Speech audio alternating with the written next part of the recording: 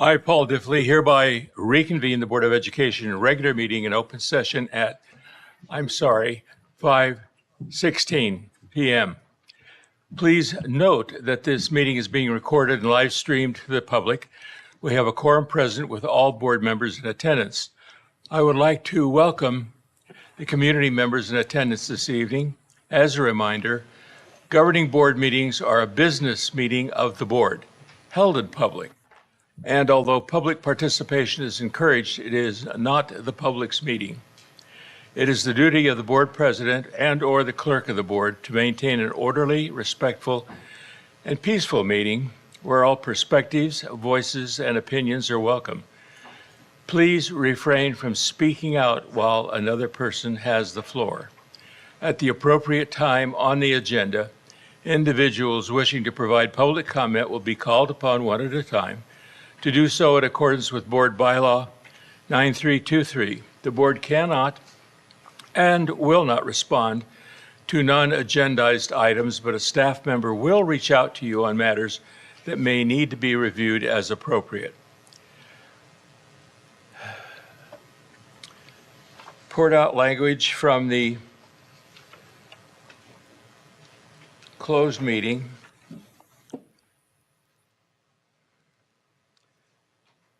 During its closed session meeting, the Board of Education, pursuant to Education Code 44951, authorized the superintendent or his designee to issue a notice of release from administrative assignment and reassignment to a position within the scope of their teaching or service credential, effective in the subsequent year pursuant to Section 44951 of the California Education Code to employee number 273389 with a unanimous vote.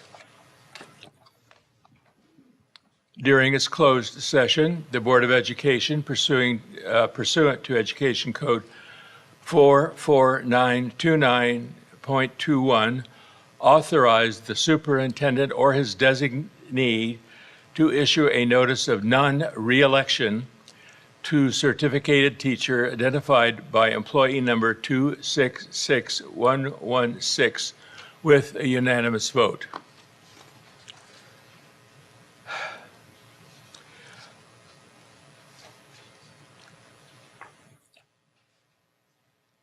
Pledge of Allegiance. Call on Avery Redmond, Murrieta Canyon Academy. Thank you.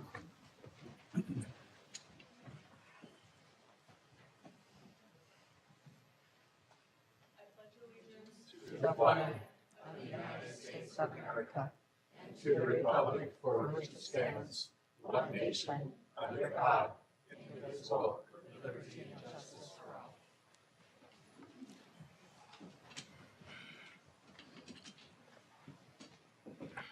Item D3, approval of agenda, calls for a motion. So moved. It's been moved. Second. I'll second it. Any comments? Hearing none, student preferential vote. She is absent tonight. Oh, absent tonight. It's her birthday. It's her birthday. She chose to go to dinner rather than be here. Who would have thought? Happy birthday to her. It's a great time. Something about all in favor. All in favor? Aye. Aye. Aye. Any opposed? Hearing none, motion passes. We move to E1, student representative reports. Haven Anozi, Murrieta Mesa High School. Welcome. Hello again. The girls and I were just talking about how it's literally February. I remember our first meeting coming back with our principals, and now it's February and we're almost done. So let's get into the nitty-gritty of what's happening at Mesa. Hello? Maybe not. Okay, cool. Kicking it off, I'm going to be talking about our Unified Leadership State Conference. MV held it. Thank you, Meg. Our Unified Leadership combines our regular education students with our special education students. 4 of our athletes in Unified Leadership are practicing for their swimming meet in May. They had an outing at Canes, and the application for Unified Leadership is now open. And then, I don't know if you all remember this, but I mentioned Silent 7 last week, or not last week, the last time we were here. And these are the pictures from Silent 7. It was absolutely insane. So this picture, does this have a laser? Oh, it does. Okay. This guy right here, we also have a costume competition at halftime, and this guy won. So the winner gets to choose between a free Letterman's jacket or 2 prom tickets. I don't know which one he chose, but then the runner-up gets whatever he didn't pick. And then these are King and Queen, and then these are some other costumes. And here is a video from Silent 7. And it happens to be silent, unfortunately. So this is when we rush the court. We stay silent until 7, go crazy at 8. And then the second video right here is from a brand called Who Cares, K-A-R-E-S, standing for Keeping Athletes Responsible, Equitable, and Successful. Next, we have our activities continuing on. Black History Month is this month, February, and our BSU decorated all of our admin doors. Here are some of the people on our doors. We have Kobe Bryant, Rashonda Jones, etc. We also had a gumbo fundraiser, and let me tell you something, okay?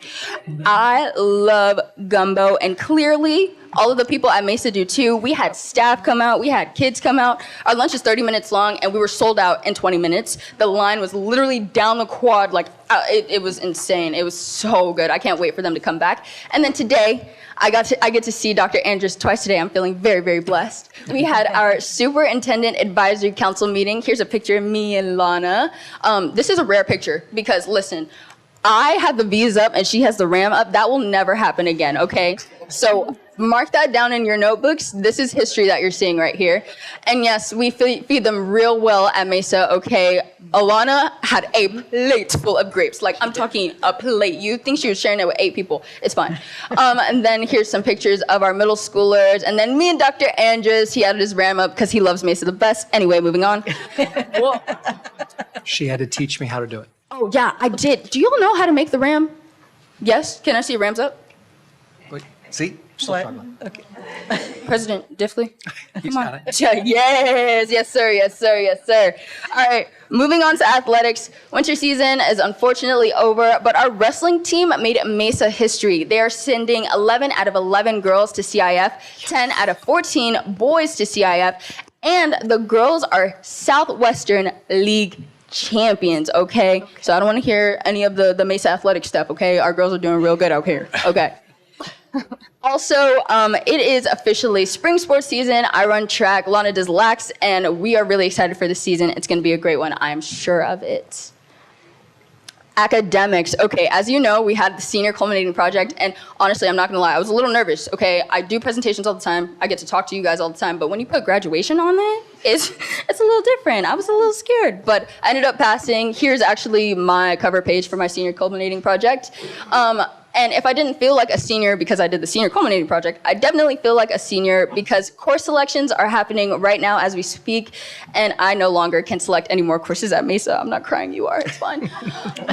Our 6-week grading period is coming to an end really quickly, and then one of the best things that our senior seminar / Avid 12 classes do is we give presentations to our lower classmen about how to be successful in high school, kind of the student-to-student interaction.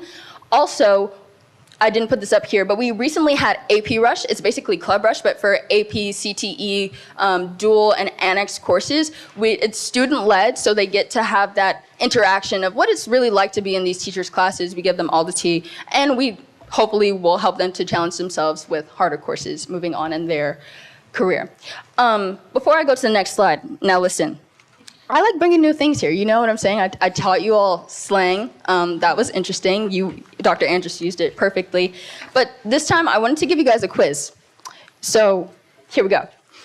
What do you get when you bring a Mesa wrestling mat to Chavela Middle School during the high school kickoff? Is it A, students eager to learn how to wrestle, B, an absurdly large crowd, C, a high school versus middle school brother battle, or D, very, very anxious Chavela staff? All of them? Oh my gosh. I would say all of the Guys. above. All of the above? You guys are Yeah. too smart. All of the above.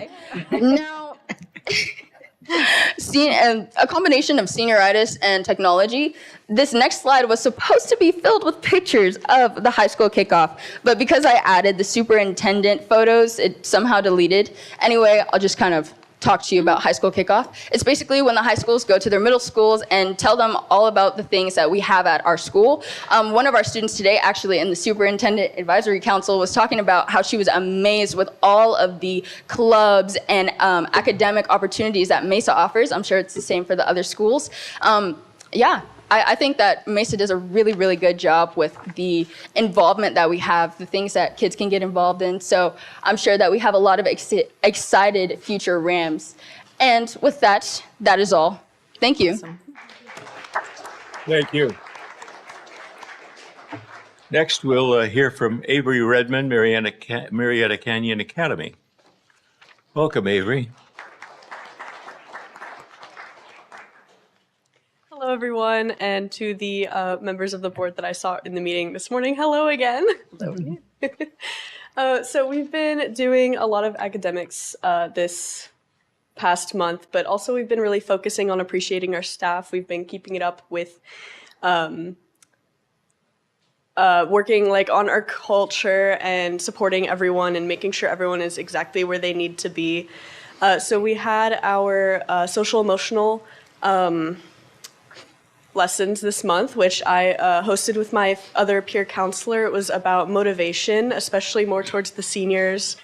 We talked a little bit about how to stay motivated for the culminating project presentations, how to stay motivated for the grading period, things like that. Gave some examples for time management, some activities on that. And then we had some goals that we're trying to meet. So our 5th period guidance classes have been working on reading and comprehension. And so we had this assignment that all of our classes did. And then we had some activities to go along with it. We made our birthday posters, and we had our staff appreciation posters for Counselor Appreciation Week. We had our senior culminating projects, which I was also very stressed about, but really our staff made it a very welcoming environment, and it went really good. I think this one is interesting because most of the presentations that I saw were like doctors, or I chose teaching, but my friend here did a presentation on becoming a professional scooter athlete, which I thought that was really cool.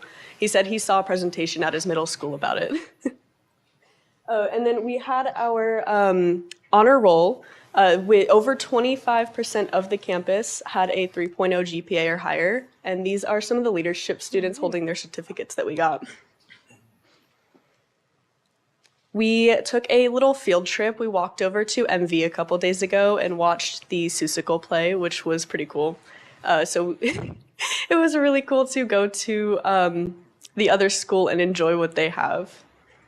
We had some military presentations. Some of the seniors that graduated last year came back to visit us, and this is, his last name is Wise. He was one of my friends last year and got me into the mental health club, and it was really cool to see them come back and visit us.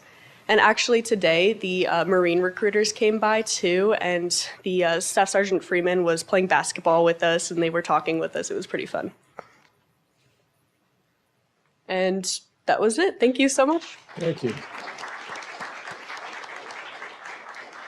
Alana Elliott, Vista Murrieta High School. Welcome.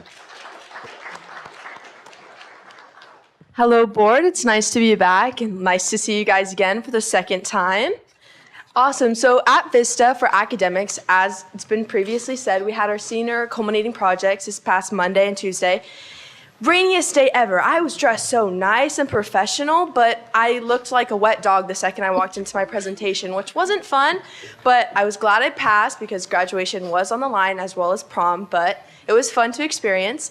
And then we also have our 6-week grading period that's happening next week, and then the juniors have their JRT, which the due date is April 10th. So they're looking forward to that, and hopefully moving forward to realizing they're going to be seniors next year taking over our spot. So I'm nervous for that. And then also for Vista, we've had a lot of things going on. So we have our ASB and Senate applications that are now open. And we also have our NomCon, which I don't know if many of you know, but at Vista, we host this event where all students are allowed to like either run for a class position or like a cabinet position within ASB or Senate. And basically they create big booths and they provide food, and it's just like campaigning for them. And we have that coming up in March, which is really exciting, and to see who's gonna like fill my shoes in next year and like take over the program and almost like see what the legacy is gonna be moving forward. Also, our dance team, they competed in Florida, which is a big deal for them. They went last year, and this year they made it to semifinals in all three things. So they did their Palms, which is like their game day kind of performance, and then they did like a hip hop, and then they did lyrical, which was awesome. I believe they got fourth in their, or like they made it, got 14th overall for everything, which was amazing for them. And then also we have our Black History. So Black History Month, so our BSU has planned a bunch of events all throughout this month, and they just put up like posters with a bunch of pictures of them and like their group within their club to like showcase what BSU is and the history behind it. And then we also have Valentine's for Vets. We always like to give back to our veterans, and we always make little cards, and we're just doing that within our leadership programs. We're doing it at lunch just to show our love for them. And then we also have our spring sports rally, which is February 23rd. Looking forward to that. Like Haven said, lacrosse season is upon us, and we're coming for all the schools. We're gonna take that league champ title, and I'm really hyped for it. And then also we have our drama program. They're putting on their Chicago. That seems like an interesting play. I'm kind of interested to see what that's going to be about. And then we have our unity dinner before it. So all us leadership kids, we have 50 tickets and we eat dinner, and then we go to the show. And it's just a good way to like have the leadership group support our drama program and just have a big crowd for them on their opening night. And then for activities on the ranch, we had our Crazy 8 basketball game. But if you see that bottom left picture, that's me. I was the mascot. I know. We have this like curtain of distraction. So like when they're taking their free throws, and me and my best friend, we did like dances when they opened it. So we were like dancing, trying to distract them. I just want to say they missed 3 out of their 4. I think my dance moves were pretty impressive. And basically our Crazy 8 is similar to the Silent 7, is we are quiet until the 8th point, and then we go absolutely crazy, as you can see in the photo. And it was just a really fun game, and yes, it was against our rivals, MV, and unfortunately we did not win, but we went double overtime, and it was the most craziest game ever. Like, I don't understand basketball, but it was so fun to watch. And then we had our high school kickoff, which is awesome to go see all let me speak English, both Warm Springs and Dorothy, just to see all the new kids that are gonna come and also share what we have at Vista. Because we have so much, it's nice to like give the kids like excited to come to high school and not be as intimidating, because high school can be scary, but them meeting like high school students and like seeing all the sports and all the leadership, it was really like interesting to see like who wants to come and like play or do whatever they feel like. And then also we have our Scholar Bowl. Today was actually our first round. My team did not make it, unfortunately, through the first round, but it's fine. We had great snacks. But for those of you, who don't know what Scholar Bowl is, it's basically just like our Senate program puts it on. So it's like a competition between like 2 teams, and you're just asked a round of questions, and it's like almost like trivia in a sense, but it's really hard. They ask like some random questions, and I've never heard of it, but that was really fun. And then at the last round, which is in a couple months, the winners will get a scholarship for $100. So it's just a good way to showcase our students' smartness, which obviously clearly I didn't have. And then for athletics, our winter sports are coming to a close. Our girls basketball is going to CIF round 1, and they are doing awesome. They placed second in league. Our boys basketball unfortunately lost yesterday, but it was a really good game, and I was so proud of how they went. They went like 24 wins, 3 losses, or 4 losses, because unfortunately we lost our starting boy, and our team was not the same without him. And then our girls soccer actually has their first game for CIF today, and they did awesome throughout the season. Our boys soccer is actually crushing it. They are advancing to CIF, and they won their first game against, not even going to try to say that name, but it was 3-1, and now they're moving on to the second round, and they play Friday. And then our girls wrestling team, they've had the biggest outcome ever. 9 out of 10 of the girls will be moving on to CIF after league finals, and 5 of the girls placed first in league for the finals in their division. So they're crushing it. And then our boys wrestling, they're having a tough season with one dual with one dual win, and the others did not make it, but they're keeping their hopes up for next year and keep supporting the girls as they move on. And then our water polo, they played their first round of CIF on Monday, and unfortunately they didn't win, but they played so hard and they worked so hard throughout the season. And now we're just looking forward to the spring sports and seeing what all those athletes have to come. And we have track, lacrosse, boys lacrosse, baseball, and I'm really looking forward to seeing all those spring sports. And that is all I have for you guys. Thank you guys so much.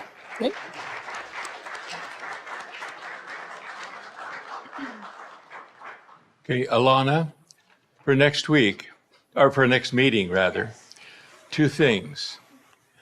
The big glass thing in the gym that comes down and holds the hoop, that's called the backboard.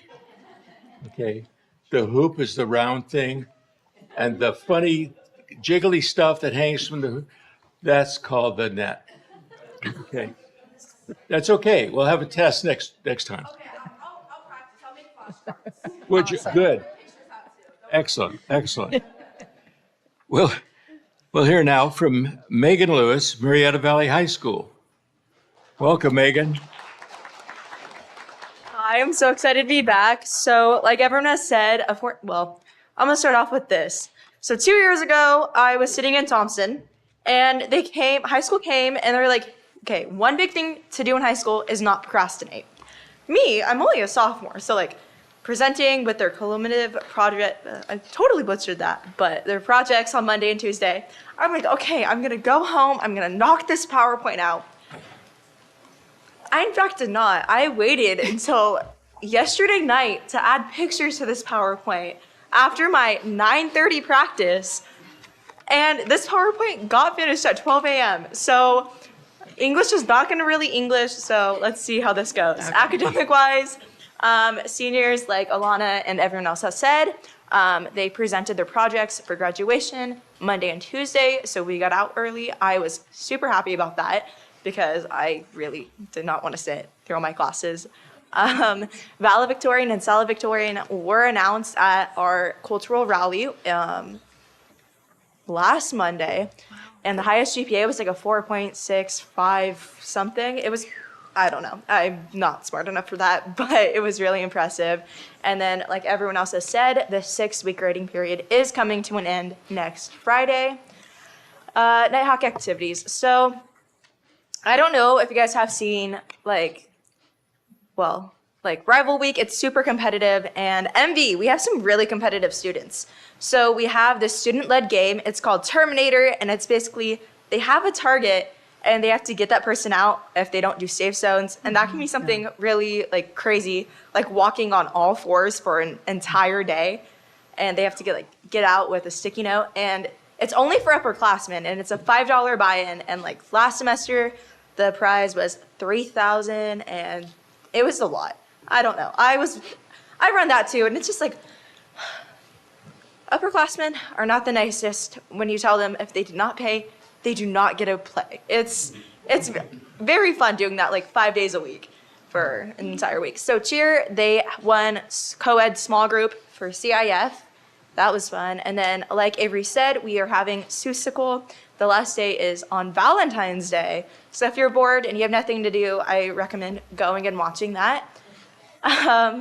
So dance, they finished in Florida 18th in the country, and they won small group for jazz. That was fun. I've been to Florida. I don't like the weather, but they seem to have fun. I don't know if it's because they were in air conditioning or what that was, but they did pretty good. Athletics. So unfortunately, Alana's not here, but MV, like you guys know, we completely demolished Vista last game in double overtime. 87-81. Both times. We beat them both times in league. And then Mesa, we were all talking about this before too. We won them both times again in league. So as you know, I don't know if you follow our boys basketball. social media on Instagram. But as they said, we are the best in the city. We are Murrieta. Girls water polo is their 20th league. Well, this is their 20th year being league champions in Southwestern.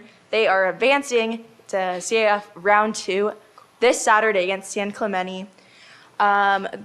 Girls soccer finished 3rd in the league, and same as boys. I think boys unfortunately lost their game yesterday to a team in Irvine, and then girls are playing tonight away at 5. I'm curious on how they're doing. Wrestling, pretty good this season. Coach Kingman did amazing. I don't get wrestling. Like, it doesn't, like, I get it, but, like, it doesn't, like, comprehend. I don't know if that makes sense. Girls and boys basketball, they're doing good. Girls have their first game Sunday, I want to say.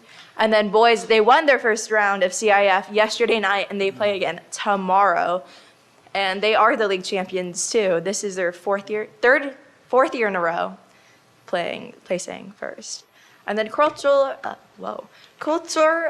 MB is pretty good. I mean, we have ASB applications for all of our like classes, so Senate, Leadership, Nest, Plus, Link Crew, and those are really fun. I had to fill one out again, and like every year I'm like, I don't want to do this, but love the program, so I'm gonna do that again. And then we had our cultural rally, which I briefed. So it's basically where like we have different cultures on campus, so like BSU, Black Student Union, ASU, PSU, yeah, I said that right, okay. And then we have, LSU, and it's just where the different cultures can come and be a part of the rally to get students more informed on what they do and stuff. And in this video, we have ASU having a kid do a backflip and kicking roses, like petals off roses, and I thought that was interesting. I'm like, if I did that, I would have fell. Like, there'd be an ambulance out front waiting for me to get up. But let's watch that. Well, I don't know how we got that high. He like made them hold their hands higher. That surprised me. And then we also had Club Rush. We have 2 each year, and then 2 per semester. And we had our first one a few weeks ago, and that is student-led from the leadership class. And that's pretty much it. And we had our high school kickoff last Wednesday. Thank you. Thank you.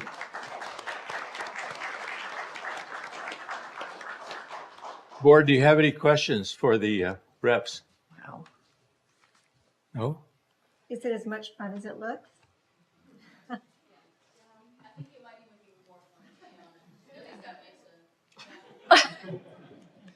I just want to share a comment because we did have our student advisory council this morning.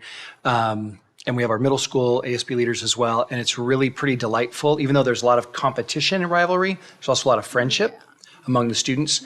And they communicate often about things they're doing. I think they're learning from each other and sharing ideas and then taking those ideas back and then making their own version and making them great. So I just want to express my appreciation to the ASB leadership group. All of you are doing a great job, and thank you. And thank you all for taking the time to share it with us. We enjoy it a lot.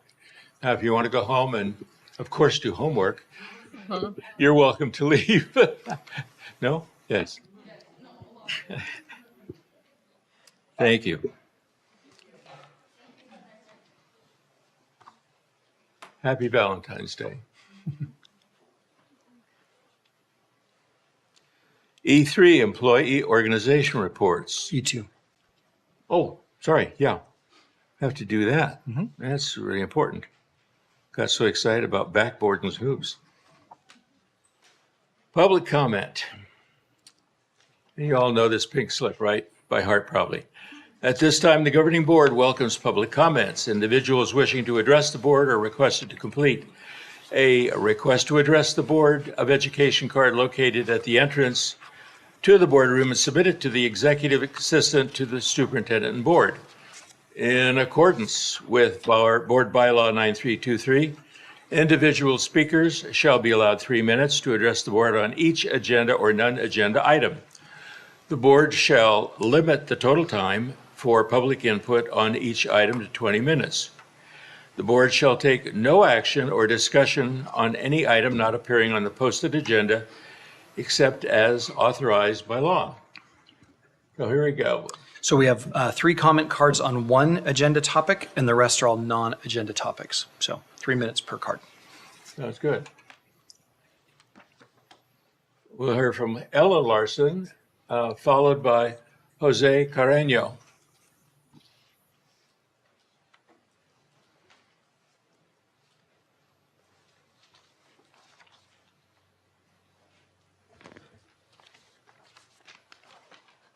Good evening, President Welcome. Tipley, board members, and Dr. Andrus. My name is Ellen Larson, and I live within the boundaries of the Murrieta Valley Unified School District. My 4 children attended schools in Murrieta, and 3 of my grandchildren are currently enrolled in the district. I've been an active volunteer in the district for the past 30 years, and I currently continue to volunteer as a member of the USD Community Engagement Initiative team, which is a statewide coalition that focuses on family engagement. I wanted to start tonight by sharing with you that I attended the APAC meeting on Tuesday evening, and I know some of you were there also. I've been a part of this group from its inception, through providing training on the structure and the efficacy needed to be successful. And I wanted to share with you my highest praise for Raquel Anthony, Marguerite Rucker, and for all of the parents and the students that have worked so diligently over the years to create a very effective and productive council. So regarding item G12, at the November meeting, I believe, Julie, you asked about the term educational partner. And just wanted to share with you that through my work as a family engagement consultant, I know that definition can be viewed as basically the same thing as a stakeholder, which is defined as a person with an interest or a concern in something. However, if you view it from the standpoint of the kind of relationship that you want to build with parents, families, and community members as they participate with their school or with the district, being a partner elevates their level of involvement to a higher degree. Partners begin their journey with a sense of awareness, then they move to being involved, they move to being engaged, and finally to partnership. I also wanted to share that I appreciate the language on this item about who can be involved in this process, that they must live within the district boundaries, and that their address must be verified. I attend board meetings often, and I sometimes see that there are people who come before the board, as they have a right to do, and share their opinion. However, they do not live within the district boundaries. And I would hope that the board would take that into consideration as you make decisions, because those of us that live here, have students in the district, have a better idea of what's going on in the district and in the classrooms and what's best for our district. Thank you. Thank you. Jose, and following Jose, we have Angela Birch. Welcome. Thank you. Board members, Mr. Andrus, good evening. I'd like to speak about the selection and evaluation of instruction materials tonight. Considering the experience of passing the last set of curricula, I want to thank you for revamping the process of adopting new curriculum. A big part of the problem, as I see it last time, was due to the lack of transparency and effort to involve the community early in the process. I have read the proposed revisions to AR 6161.1, and I'm asking the board to table this current version and to further refine the regulation and add more detail and clarification. I have 3 examples that need attention. On the first page, paragraph 2 mentions community members will be invited to participate in the selection committee via school site and district website. How will the non-parent community know that this opportunity exists? First or second degree family members and community members who may not have children in the district will have to proactively investigate the district's website to know that they are invited. Once they are on the website, will the invitation be in an easy to find place such as the landing page? Can you add some language to make sure it will be easily accessible by this means or others? You have a very busy website, and sometimes it takes special effort to get to some of the information. Second example, on the top of section B of the second page, it states that the superintendent shall establish an advisory committee. What guidance is there for the makeup of this committee? Or how it's going to be chosen? The way I read it right now, it seems like it will be strictly up to the superintendent on how the committee is chosen. But for the sake of transparency and trust, the public should know the criteria of how this committee's makeup is chosen. Third example, the last paragraph of the second page states that the instructional materials shall be available for inspection at the district's office. I'd like you to consider having them available in a few other locations in the district. This district is physically very large, and it can be a very long drive for the parents of, for example, McElhenney students to come here, to come all the way over here. I hope you will continue to work on this fine work so far. I think it's good so far, but it still needs a little bit more refining. I'd like to leave you with something that just popped in my mind when Mr. Perdue spoke about trust before. It's an old saying I just made up. Transparency fosters trust, and trust begets teamwork. Let's work on that. Thank you. Thank you. Angela Birch, and the next person after Angela will be Pam Barrett. Welcome. Hi, board members. I'm here as a former student, parent, and community member to express my thoughts on 2 items from the last November board meeting. Could you pull a mic up just a little bit? There. Better? Yeah, better. First, I'd like to express my personal approval of item G12 on the agenda, the selection and evaluation of instructional materials as written. The main section that I'd like to spotlight is that the curriculum evaluation will involve teachers, parents, and local community members of the school district. Teaching our children in public schools has always been a partnership between parents, students, and our community since the beginning of this school district, which should not change. This is our community, and only people from this community should be involved in this process. Second, at the last meeting, Mrs. Vandergrift, you proposed to send updates to every parent of every student to every club meeting. And I said it then, and I'd like to say it now publicly. Parents can talk to their kids. I don't really understand your paranoia with students. I knew when Club Rush was happening. We get newsletters and updates from the school. I knew what my kids had joined. I knew a generalization of what went on in their clubs because I spoke to my kids. Like I wanted to hear from them and like I cared about them. I never had one problem or issue that I can't think of any other parent that I know of who has had a problem. My daughter even took me around to the booths to meet her friends during Club Rush one year because I was working on campus for PTA. I didn't want to go around meeting all those loud teenagers, but she wanted me to, so I did. Adding more rules and stipulations to a teacher's daily routine is not necessary, and neither is policing our students. Parents just need to talk to their kids like they care and like they want to hear what they say. This isn't hard and doesn't need to be regulated by our school district. Thank you. Thank you.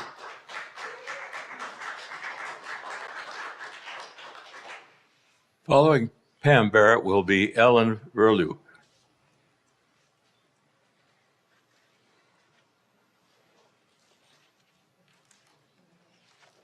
Welcome.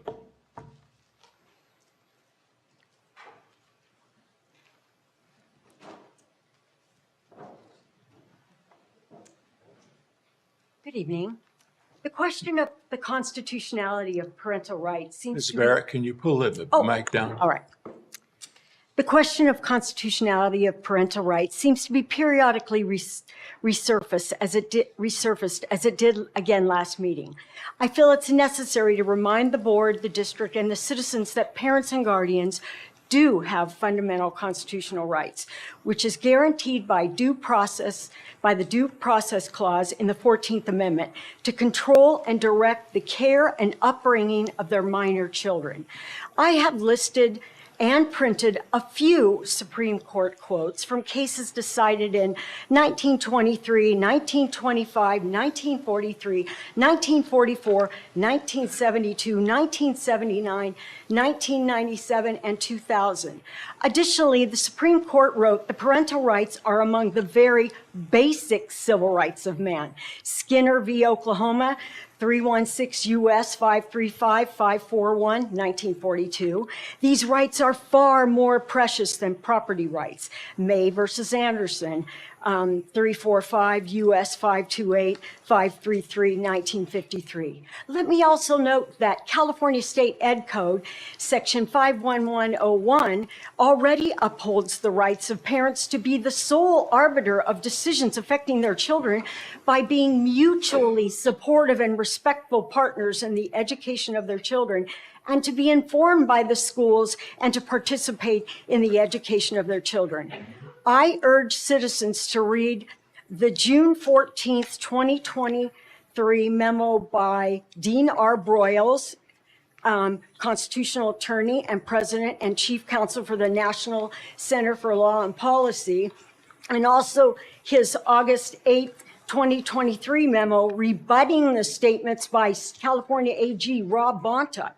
Dean Broyles, who is licensed to practice before the Supreme Court, eloquently and thoroughly refutes the overreach by AG Bonta and others to limit the parental rights of minor children.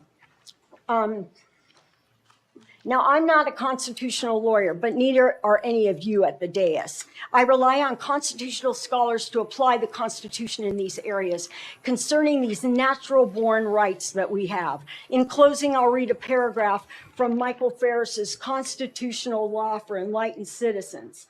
In the Parents' Rights chapter, Ferris writes, as will be seen in the following cases, the right of parents to direct the upbringing and education of their children is highly protected, despite the fact that there is no phrase in the Constitution that explicitly protects parental rights. It is an interpretation of the word liberty in the Due Process Clause that leads to the protection of parental rights. And I have provided copies of these memos for the board and for anyone else in this room that would like. Thank you so much. Thank you. I'm yielding my time to Dave Barrett.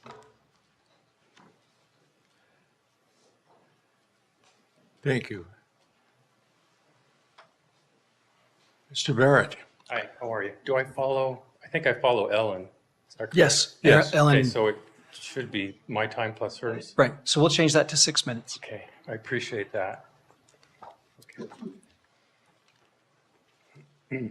Thank you for your time tonight to express some views. Usually I sit in the audience and do quite a bit of listening, so I have quite a bit to weigh in on. So tonight I'm going to share both positive and the negative observations on some issues discussed at recent board meetings. One concern spoken during public comment involves discipline. Last meeting, Dr. James seemed unhappy about the bullying of a client. At a prior meeting, I think a mother of a gay or trans student that was bullied shared that the victim suffered more consequences than the offender. On the side, a dad told me of a situation in which his daughter was attacked by a girl at school for something that occurred off campus. A question I had is, why did the attacker feel safer fighting on campus rather than off campus? Did she feel there would be less consequences? Past meetings included concerns revealed by retired district teachers from still in the profession.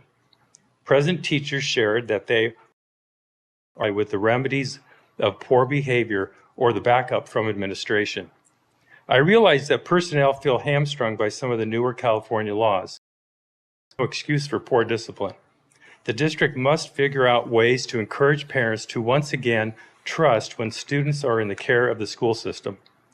Discipline issues cause attendance issues, which leads to academic issues. Also, even the best prepared and delivered lessons are severely hampered when there are numerous distractions and poor behavior. Dealing with discipline effectively will result in more student achievement. Parents want to trust their students will be learning consistently and at a grade level. A side note, I noticed embedded in the school bond presentation last meeting that the special ed population has increased dramatically. There could be many reasons for this: poor attendance, lack of effort, subpar teaching methods, but none of these are proper eligibility reasons for SPED services, which are very costly. Since I touched on the bond measure, here's another issue in which you need to earn buy-in from the public. 30 years ago, with the big population surge, there was a huge need for new classrooms. Our family and many others were enthusiastically involved in that effort. As you know, there were many bond failures. Most taxpayers were reluctant to part with their hard-earned money. Today, with this tough economy, discipline, academics, and financial priorities need to be properly addressed. It is vital for you to build back the public trust. Fairly or unfairly, many parents believe that there is an effort to keep information from them. Because of this, parents feel disrespected. Parents hear things from all across the country that truly alarm them. Although we live in a wonderful and safe community, parents realize that no place can be totally perfect. There may be only a few bad apples in this great school district, but these few can lead to big problems. We must be vigilant and proactive. As is said, an ounce of prevention is worth a pound of cure. At one board meeting last year, one teacher at public comment stated that no teachers in our district would ever share their personal agenda with students. That was not an accurate statement, and everybody knows that it does happen. Parents do not want teachers sharing their personal views on politics. Parents did not hire teachers for the spiritual upbringing of their children. Parents are okay with age-appropriate sex education, the science, the birds and the bees, but parents do not trust the teaching of sexuality education. Stay away from the sex manuals, please. Before ending, I want to convey my appreciation for the actions you've taken to build back a good measure of trust in the past year. One, the board disapproved a questionable, only one, I think, out of 16. So there was one questionable textbook, and instead approved a more suitable, even-handed, and factually based one. Two, approved a parent notification policy. Three, approved a parent consent policy regarding the leaving of campus. I also appreciate efforts, as was mentioned earlier, to write a textbook adoption policy that includes the input of the public. Although it is not ready quite yet, at least I appreciate that it is in process. And I'm confident that a very good policy will be enacted.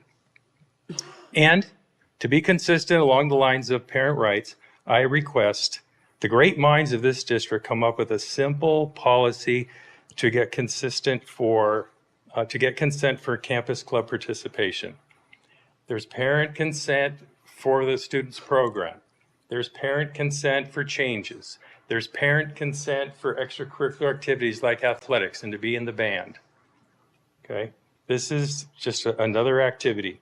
However, as a former teacher, coach, and advisor for a variety of clubs, I realize it could be a burden. So I'm hoping the great minds can get together and put a simple policy that will not overwhelm the teachers that are volunteering their time to be advisors. In closing, I appreciate the efforts thus far to build back trust and sincerely request that it will continue.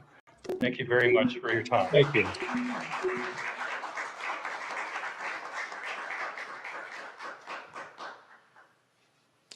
Next, Lucky Hartunian, followed by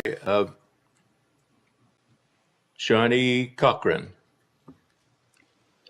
Welcome. Jolene Cochran. Joanne?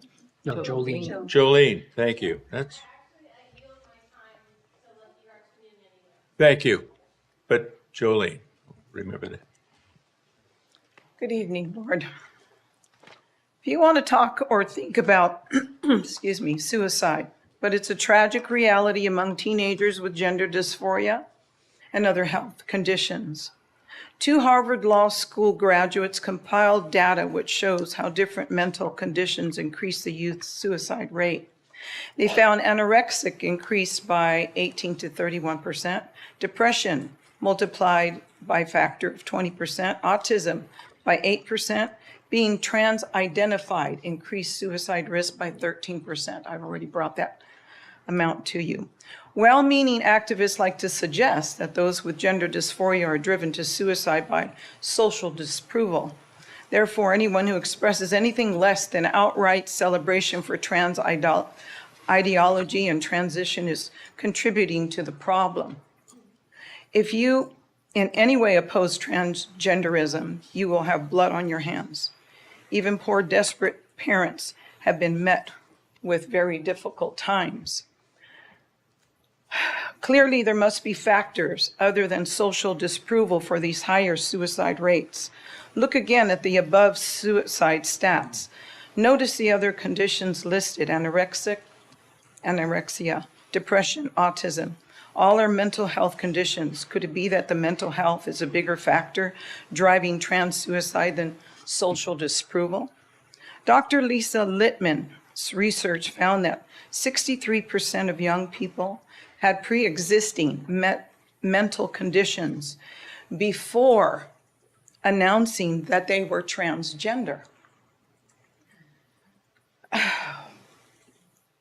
When I heard of that, I actually dug into more research in regards to that. These children that are transgender all have mental issues. And you also know about COVID.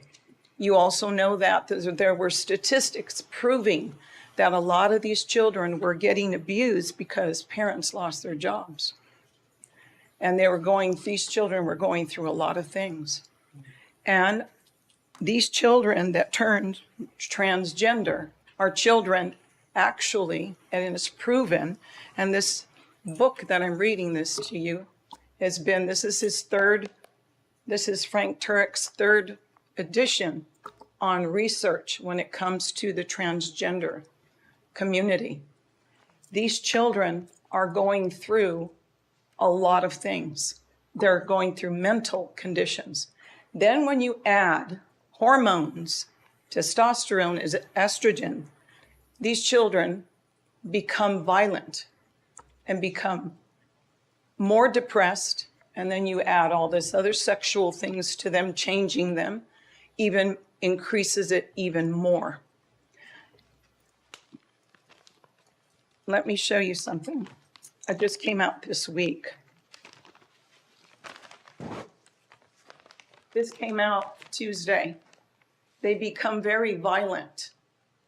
And we're talking a lot, I heard last month a lot about the bullying. Well, I can tell you, 2 of the children that I actually fostered went through a lot of bullying. More so right now than they've ever gone through, right there at Warm Springs and Vista. And this is not just one kid. This is a lot of children going through a lot of bullying. And a lot of it's coming from transgender kids who are bullying the so-called normal kids because they're not in agreement with being changed over. But a lot of these children are suffering because of mental problems. It is a proven statistic out of both of these. It is proven these children have mental issues. And I think those mental issues need to be addressed. Your number one job is the protection of the children. That's your number one job. And I'm asking you to please research more, find out about what I just spoke about. Reach out to these kids, and they need help. They actually need a lot of help. And if you don't get that help, we're going to end up with bigger problems than we're already facing. Thank you. Thank you.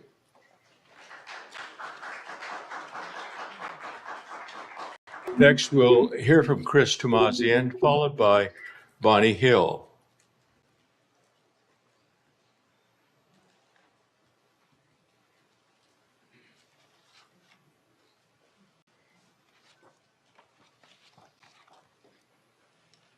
Welcome.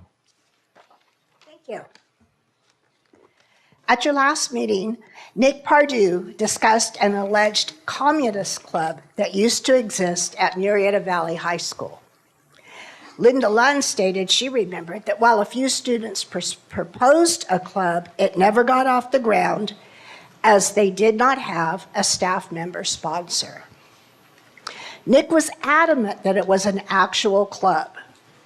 As a longtime board member, I remember that some students proposed such a club, but that it never materialized.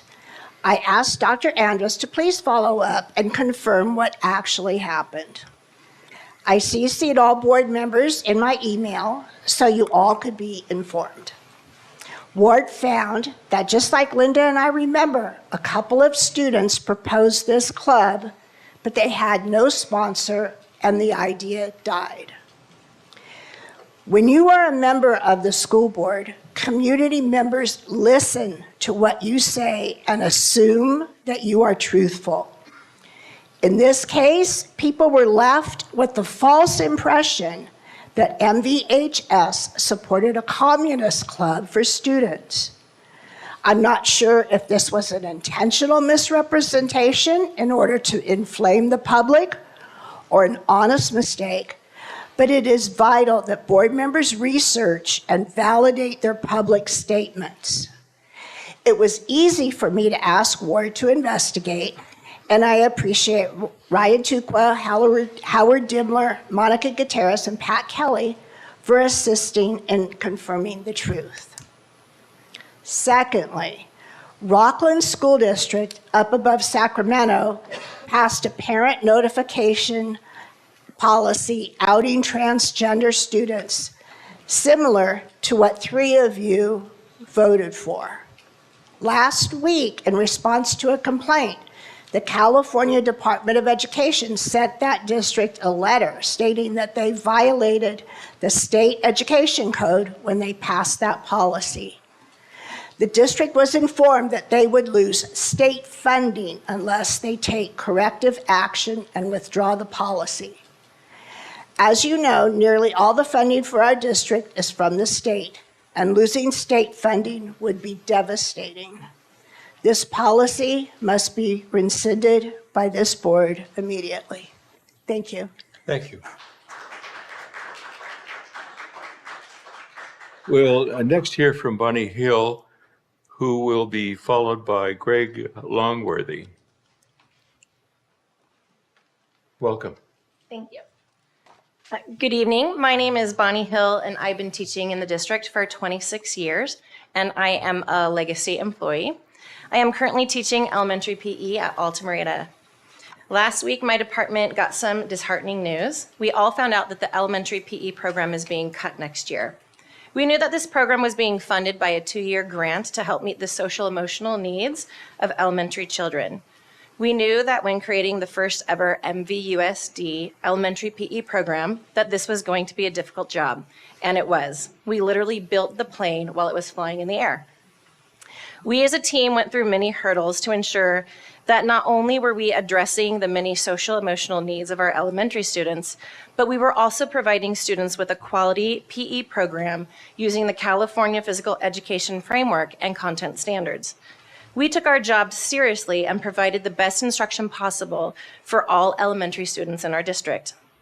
Elementary students returning from the pandemic missed valuable formative years in the classroom. Students returned with needs greater than we could have ever imagined, resulting from online learning, basic social and physical skills and activities that we as adults take for granted. Things like taking turns, waiting patiently, knowing how to bounce and pass a ball, how to jump rope, how to skip, and how to share equipment. Students also struggled with physical strength and endurance. Elementary PE teachers help to address these things that seem so basic but are so valuable to elementary students.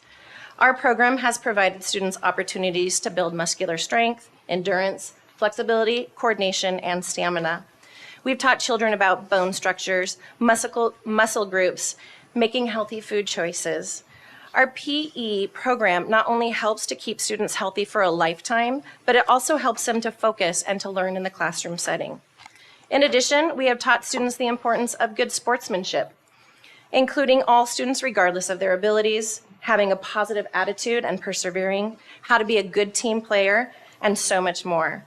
We see all students on campus, and we are there to support each and every one of them. And yet the district has decided not to find the funding for elementary PE in next year's budget. Staff members, teachers, and parents have not even been informed of this decision, nor did they even have a say. I find that disheartening. The district's goal is to inspire every student to think, to learn, to achieve, to care. But who is caring for our elementary students' rights to a valuable PE program? Teachers are doing their best, but they are not PE teachers. Many do not have the support they need to teach physical education. I am asking you to reconsider providing our elementary students with a proper PE program. It is truly what is best for the students. I do not want PE to just become an extra 100 minutes of recess every week for these students. They deserve better. Thank you. Thank you.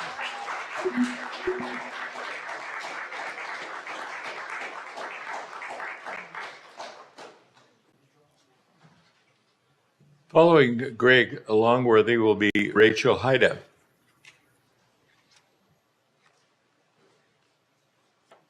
Good evening, board. This one. Good evening. So I'm coming here in support of the policy that Julie's recommended, though I did spend time with Nick over breakfast trying to get his view, because I know that as a school teacher, you have to figure out the mechanics of how something like this would work. I've taught school for 22 years, so I kind of see both sides of the issue. The principle, I think, is really a good one. Transparency. Schools should adopt a transparency policy for all school classes, clubs, activities. I'll give you the reason why from my experience as a teacher. Accountability is good. One of the things that would happen in my English class, I taught English, is that kids would go home to their parents and say, man, that Mr. Langworthy, he's so mean and he's doing this and that.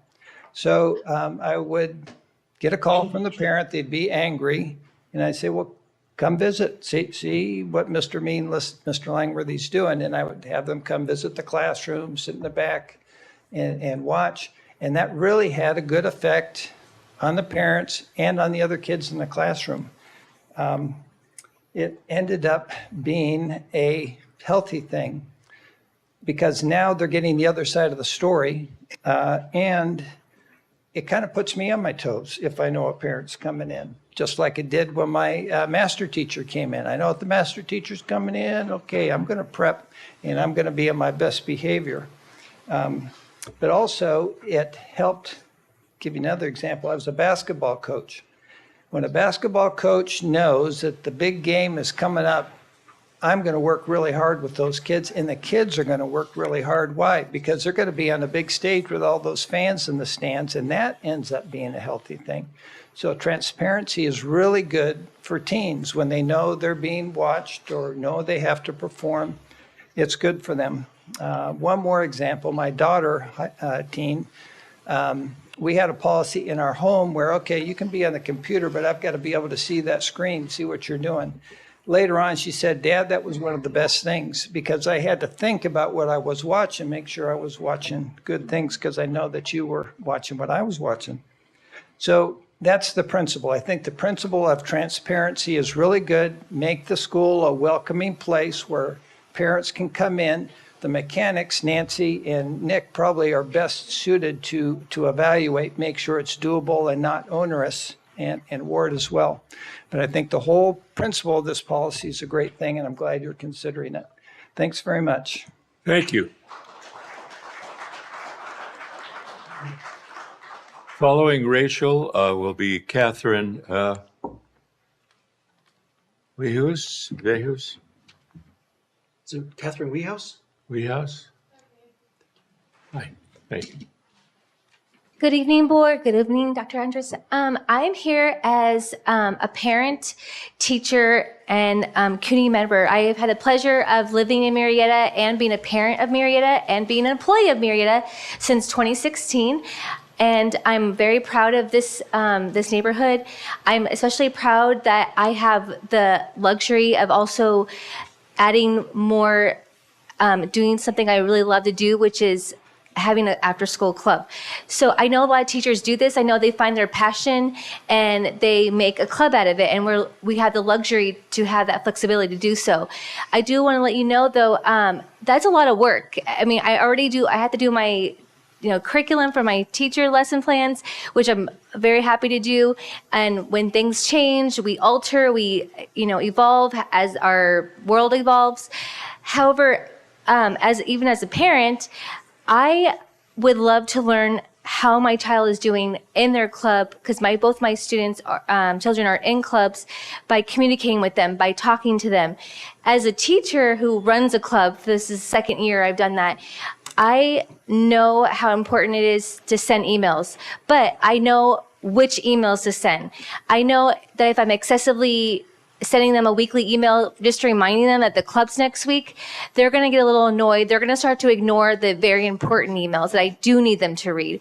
So I do know when my students sign up to be part of the club, sometimes they don't, for example, I had today, the parent signed up and she used her husband's email, but she's like, I'm not getting any emails. I'm like, it's because you used your husband's email. You obviously didn't really want to receive those emails. Otherwise you would have put your email, or you would have put both emails. So I kind of feel like that was her way of not really wanting to receive all those emails, but yet when it came to those really important emails, she was a little disappointed that she missed them. So what I'm here to say is I really think it's important that parents only receive the most essential emails. I think it's unnecessary to receive notifications every week. If you sent me a notification every single day and every single week that my student attended the club that I already knew they were at, it's going to get to a point where I'm going to start ignoring emails. And we don't want parents to ignore our emails. We want them to read it. So I really ask that you trust teachers as professionals, that we are there because we want to be there. No one is making us do these clubs. We are requesting to do these clubs. So providing us extra task to run these clubs is going to make it so we cannot do these clubs anymore, where it's going to become too much. And what's going to happen is our community is going to be without teachers willing to run clubs, which means our students are going to be out in the street running around instead of at school in a club that's healthy for them. Thank you for your time. Thank you.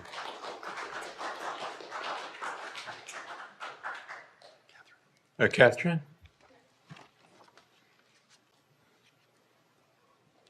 Welcome. Thank you. Good evening, school board members. I am talking here today in regards to the last meeting I was attending, which was the day of December 14th, I believe on a Thursday.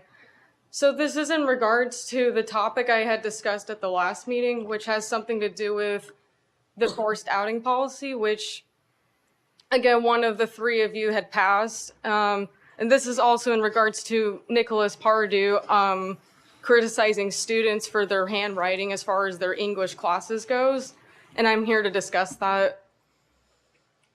Basically, students should always have a good paragraph, yes, in a way. And not only that, I think students have good imagination in their minds, and not only that, they can achieve anything. Students, in my opinion, they're glorious, but the way I see Mr. Pardue, having it as a perspective to discriminate students for their handwriting, I think that is very inglorious, and that's definitely not right. Another thing I wanted to discuss is as far as the more suicide rates of transgender kids in this district in general. There is a lot more suicide rates coming up this year, even partially to last year. And as far as that, there's been numerous major events that had something to do with the community. And besides the community, it's been about civil rights in the 60s, where the late, great Martin Luther King Jr., he made a speech saying, "I have a dream." Amazing speech he's ever given. And I'm eternally grateful to learn about that man when I was in 3rd grade in this school called Quail Valley Elementary School.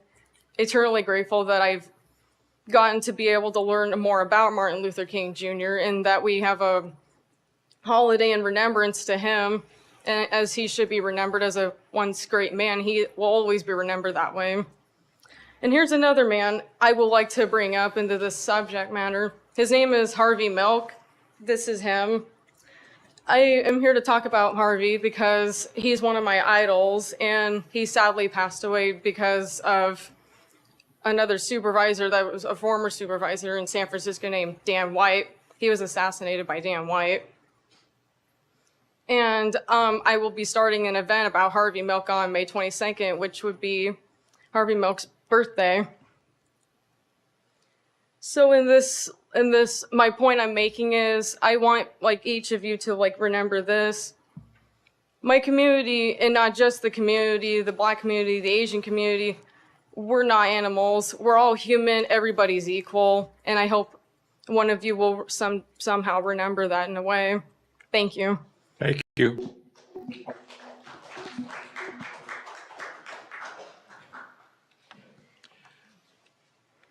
Thank you for your comments. We're moving on now to E3, which is employee organization reports. Kimberly Benning-Shevlin, President of the Murrieta Educators Association. Welcome. And fix that mic. Trying to. Good evening, members of the board, Superintendent Andrus, and our guests. I'm happy to share some of the activities that MEA has been involved in since we last met. In January, I attended the California Purchasers Health Care Coalition Conference with others from MVUSD Benefits team. This conference is designed to further CPHCC's mission of education and to motivate attendees to bring back innovative ideas and best practices to their respective districts. And that's where I was at last board meeting, in case you wondered why I was absent. In addition to the valuable sessions and activities, we were provided the opportunity to build connections with hundreds of peers and healthcare partners in California, and that's where we were representing our associations. On Tuesday of this week, MEA and the district held their first bargaining session of the year. It was a productive day of working on the language in our contract. We will work on total compensation at future meetings. We anticipate many more productive sessions in the coming months, many more. The district has signaled that our elementary PE program will be discontinued in the 24-25 school year. There will be a shift from PE to art and music education. However, the 100 PE minutes per week mandated in Ed Code will continue to be required. This will put the burden of teaching physical education back on the elementary classroom teachers. Speaking as a former first grade teacher, the quality of my instruction in PE does not begin to compare to the instruction provided by credentialed PE educators. We are hopeful that in the future, this vitally important program can return for our elementary students. And thank you. Thank you. Next, we'll hear from Freddie Mosquez, President of CSEA. Welcome. Thank you. Good evening, everybody. First, I'd like to thank the board members that were able to attend CSEA's day meeting and Dr. Andrus. Your words were appreciated, so thank you. I was also in attendance to the CPHCC. It was a wonderful conference, and so I thank the district for the invitation. And Monday, we met with the district. We had a productive day, good conversations, and we'll also expect many more. But yes, that's CSEA. Thank you. Thank you. Item E4, Student Board Member Report. Mrs. DeDault has a birthday. Happy birthday, Ms. DeDault. We'll move on to F, which is consent calendar. A consent calendar is composed of items voted on collectively as a group. And these usually recur every single board meeting, so that's why they're generally as a group. Upon board member request, items may be removed from the consent calendar for discussion and individual action. Do I have a motion and a second to approve the consent calendar items F1 through F7 as presented? So moved. Second. It's been moved and seconded. Any comments? Hearing none. All in favor? Aye. Aye. Aye. Any opposed? Hearing none. Motion carries. And I should mention, as an aside, that things under the consent calendar, things like acceptance of donations, approval to dispose of obsolete materials, that sort of thing, just normal things that happen generally every month. Moving on to G, which is action and information items. Measure BB Citizens Oversight Committee update. Wesley Burkhart's, that sounds very familiar. Just a quick, are we doing board reports at the end, even though it's on the agenda as now? I don't know if maybe it just was printed as if we were doing the old. Just the student one. The student one. Student board member. Yeah, ours are at the end. I missed it. Thank you. Sure. Hello, everybody. Hello. I do this in the clicker.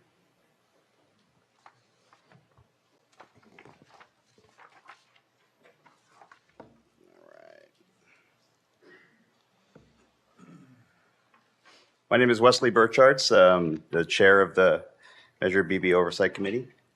And we'll just go over a couple things. Let me slides. Go back real quick. Measure BB Oversight purpose. The purpose of the committee is to inform the public concerning the expenditures of the bond proceeds within the city. The committee shall engage in the following activities to carry out this purpose. Let's see here. We actively review and report the proper expenditure of the taxpayers' money of school construction, advise the public to whether the school district is in compliance with those requirements of Article 13, Section 1, California Constitution. Convene to provide the oversight for, but not limited to, ensuring that the bond revenues are expended only for the construction, reconstruction, rehab, or replacement of school facilities. We'll move on to the next one. Some of our committee participation. Does anybody have any questions on that? 2-year commitment. Those are all the members. You can see active PTA, business representatives, parent guardian, that's me. So we look like a couple of newly found vacancies. Yes, there's 2 of them. Okay. Yeah. Thank you. Oh, We thank you. can well assist with trying to recruit that. Yeah, absolutely. Trying to recruit. All right. Last meeting we had was January 16th, the 22-23. We met 4 times. Our next meeting is April 15th. Everybody's invited. And we'll move on to the Measure BB oversight. All members are encouraged to ask questions on expenditures and request and oversee checkup on projects at the respective schools, like we did at Murrieta Elementary. Let's see here. The community has continued to meet quorum and maintain members in elected positions, such as chair, vice chair, et cetera. And now I'll turn it over to Mr. Jose Contreras, who will want to talk to you if you have any questions about Murrieta Elementary. Feel free to do so. Welcome. Thanks. My one question, I answered in the parking lot, like, how's the roof with the rain? The roof is good. It was watertight before the big storm. Oh, good. Any other questions? Everything looks beautiful so far. It looks great. Could you give us just a real brief overview of its timeline and progress that we're anticipating for the Sure. spring? Right now, we're about 60% complete. All the corridor, sorry, all the corridor is tack welded. We're going to finish it up, all the welding coming up in the next couple of weeks. All the exterior vapor barriers going up. We got lath and plaster going after that. We've got actually drywall inside the classrooms getting ready to get installed in the next several weeks. So it's looking good. We're still looking at finishing the building in the month of May. In the month of May? Yes. Okay. The only thing holding up right now is the switch gear. Obviously, it's long lead time. So the building will be finished in May while we wait for switch gear, and we'll get that going right when it gets here around the end of June. So for those of us who aren't in construction, switchgear are like the breaker panels and the electrical? It's the main electrical switchgear that feeds power to the whole entire building. Okay. Yep. During COVID time, we suffered very long lead times. Some of them were taking 2 or 3 years, just down to 1 year. All right. I know we ordered that like the day we started. Yeah. So this will be ready to go for, excuse me, next fall? Next school year? That's the plan, yes. Oh, okay. May I ask a question about you mentioned welders doing tack welding on the steel. How often do you use a welder on construction like that?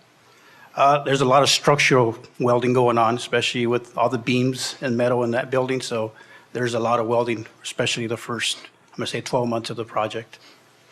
Okay, that's good to know. We're considering welding as a course. Yeah, there's architectural welding, there's structural welding. So ornamental welding, there's always a lot of welding. Great, thank you. You're welcome. Mr. Burchardt, I would personally like to thank you, and I think the board joins me, for your service to our community. It's 2-year commitment, it's volunteer, correct? Correct. And all of the people on the Measure BB committee are volunteers, and they bring all kinds of different insights from different parts of the community. Some are parents, some are community members and business leaders. And I mean, I think you can speak to just the variety of backgrounds, the diversity of the backgrounds of this committee. And I just am so pleased, and I hope everyone can give Mr. Burchardt a big hand for his service to our community. Thank you.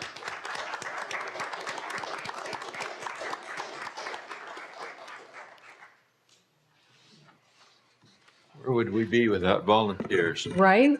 Item Parent G2, presentation of multi-tiered systems of report. Mr. Howard Dimmler, the Executive Director of Student Support. Welcome. Good evening, Board. Tonight we have some 2 stars from our student support team to present to you our progress update on the multi-tiered systems of support. They will give some background so we refresh everyone's memory. We have Carrie Gonzalez and Joanna Armendariz, and they're going to go ahead with the presentation. Welcome.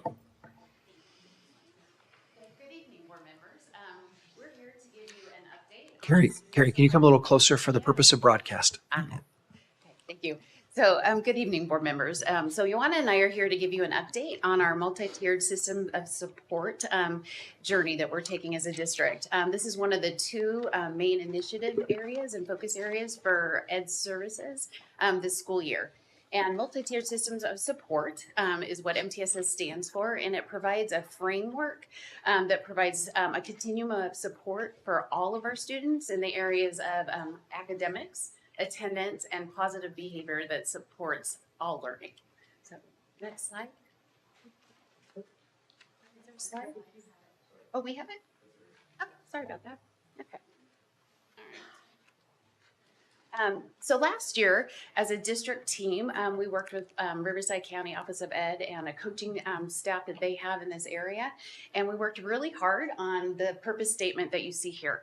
So this took a lot of time. We put a lot of effort into it, and then we're able to get feedback from our faculty and parents, and we're really proud of where we're at with it. But our multi-tiered system of support purpose statement is: we are committed to reaching hearts and teaching minds. You'll see that in the logo above that. Our schools are determined to ensure students, staff, and families feel valued and connected. We collaboratively engage to create systems necessary to promote equitable opportunities and outcomes for all. Just a note on this, we actually started with that first sentence. Our schools are determined to ensure students. We then added staff, and eventually realized we needed to add families. You know, if we're looking at really working with our whole community when we support students.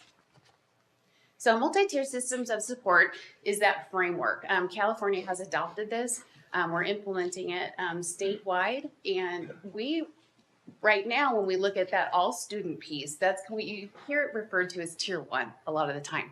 So that is what we do for all students in the area of academics, attendance, and positive behavior. The some students are those that might need a little more support in those areas, and then a few students who might need even more additional support. You'll see that arrow right there is our focus for this school year. We are really looking at building that tier 1 system at all of our 22 school sites. It's been an exciting journey because we're doing it all at the same time. And this year we're focusing on setting positive behavior expectations and acknowledgement systems that support that positive behavior in our schools so we can support learning. When we look at the elements, what is that? So what is the tier 1 elements in the area of behavior, positive behavior that supports learning? What research is showing is that when we have the items up here, I'll review them in a second, when those are in place and we have them for all students, it meets about 80% of our students' needs in the area of behavior. So it's a preventative, proactive approach that we're developing. So those elements are rallying a team. So we began with forming teams at every one of our sites in tier 1, defining behavioral expectations. So what do we want our students to do? What are those positive behaviors we want to see in classrooms and on the school sites that promote learning? And then we are asking sites to develop a really clear plan on how they're teaching those expectations. Then we want to acknowledge positive behavior. So when we see students doing what we want them to do and what promotes their learning, we're acknowledging that. And then we just had a training today for elementary where we want to have a behavior response system that's consistent for all our students. This is a sample. So when we talk about behavior expectations, what does that mean? Again, so this is I'm really proud of this one. Monte Vista has been actually on this journey for a while. There are one school site that has been working on creating positive behavioral expectations and implementing them in the schools probably for about 10 years, even through COVID with the shutdown. So this is an example of what the school-wide behavioral expectations can look like. Typically, they do revolve around areas of be safe, be respectful, and being responsible. And with our little ones, we want to have pictures because not all of our kiddos are reading in elementary yet. So this is something that this is what we're developing. So we have middle school and high school versions. The reason we picked Monte Vista is because they're the first school in Murrieta to apply for California state recognition for this. And we thought we were going to have them enter and receive a bronze award. They actually did well enough to receive silver. Awesome. So that's a statewide recognition we're really proud of. So at the district level, we've been preparing to roll this out because it is quite the feat with 21 schools, 22 schools that we have now. And so we were working quite a bit with our COE to get prepared. And so in the spring of 2023, so just last year, we started rolling it out to all sites and having the conversations of what it would look like. And so we started off still as a district team creating our district playbook where we designed the different areas of, essentially, oh my gosh, I'm drawing a blank, I'm sorry.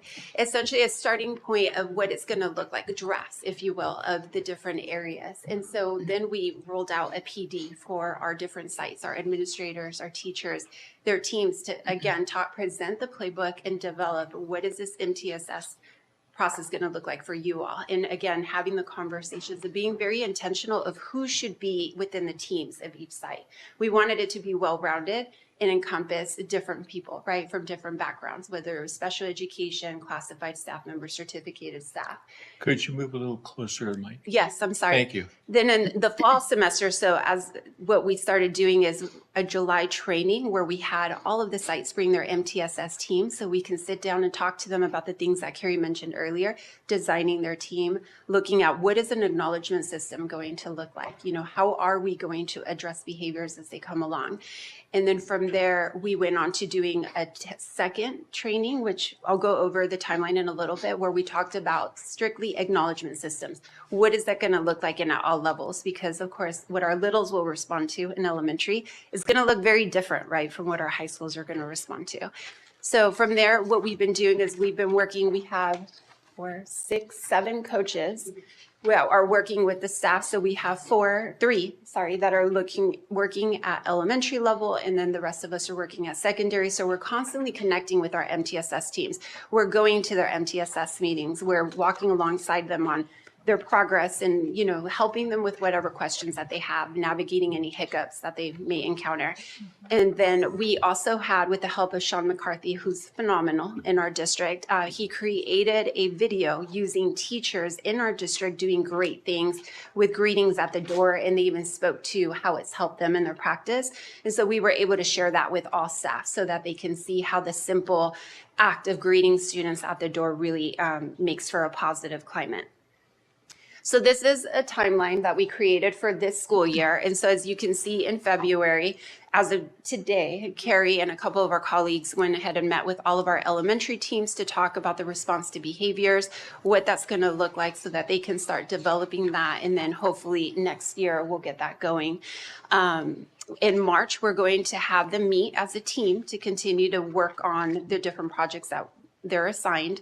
And then in April, we're looking at doing a tiered fidelity inventory, with all of the sites, which will give them a good idea of where they are in their work and then what are areas that they can still do to improve.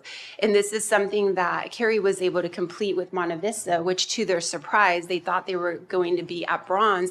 They discovered, wait a minute, we're able to go for the next level. And so we're really optimistic and excited to see where all of the sites are. Did you have a question? Actually, I just had a quick comment. I think it was last fall, Mr. Musquiz coordinated a job shadowing assignment for me to go to Monte Vista with the night custodian. He taught me all of this because they, across the board with all of their employees, not just teachers, not just aides, they taught everyone this. And he talked about how it so enhanced his job and his feeling of being a positive contributor at the job and really helping children. So Monte Vista's got it going on. We need to look at them and copy that. They're doing great things. They really are. And I love the competitive spirit with the spouse, her spouse being at the middle school level. Yeah. So that's also fun to see, of course. And the high schools are all about it. We have one particular high school, we're going to be the first ones. And so it's exciting to see them, wanting to get there. So we're going to complete that with everyone. So it'll be really fun to see where everyone is and work alongside them to get them there. And then, so the goal for next year is to continue to work on our tier 1 and really build that up and strengthen it. Because in order for us to be successful at developing a tier 2, we need to have a solid foundation with our tier 1. And then of course, next year, we're going to start working on the implementation of interventions, matching students that are not responding to that universal tier 1 level. What are additional things that they need? And so the team will be able to have the discussions of, okay, academics, they're struggling in math, what's an intervention available, and matching them to that.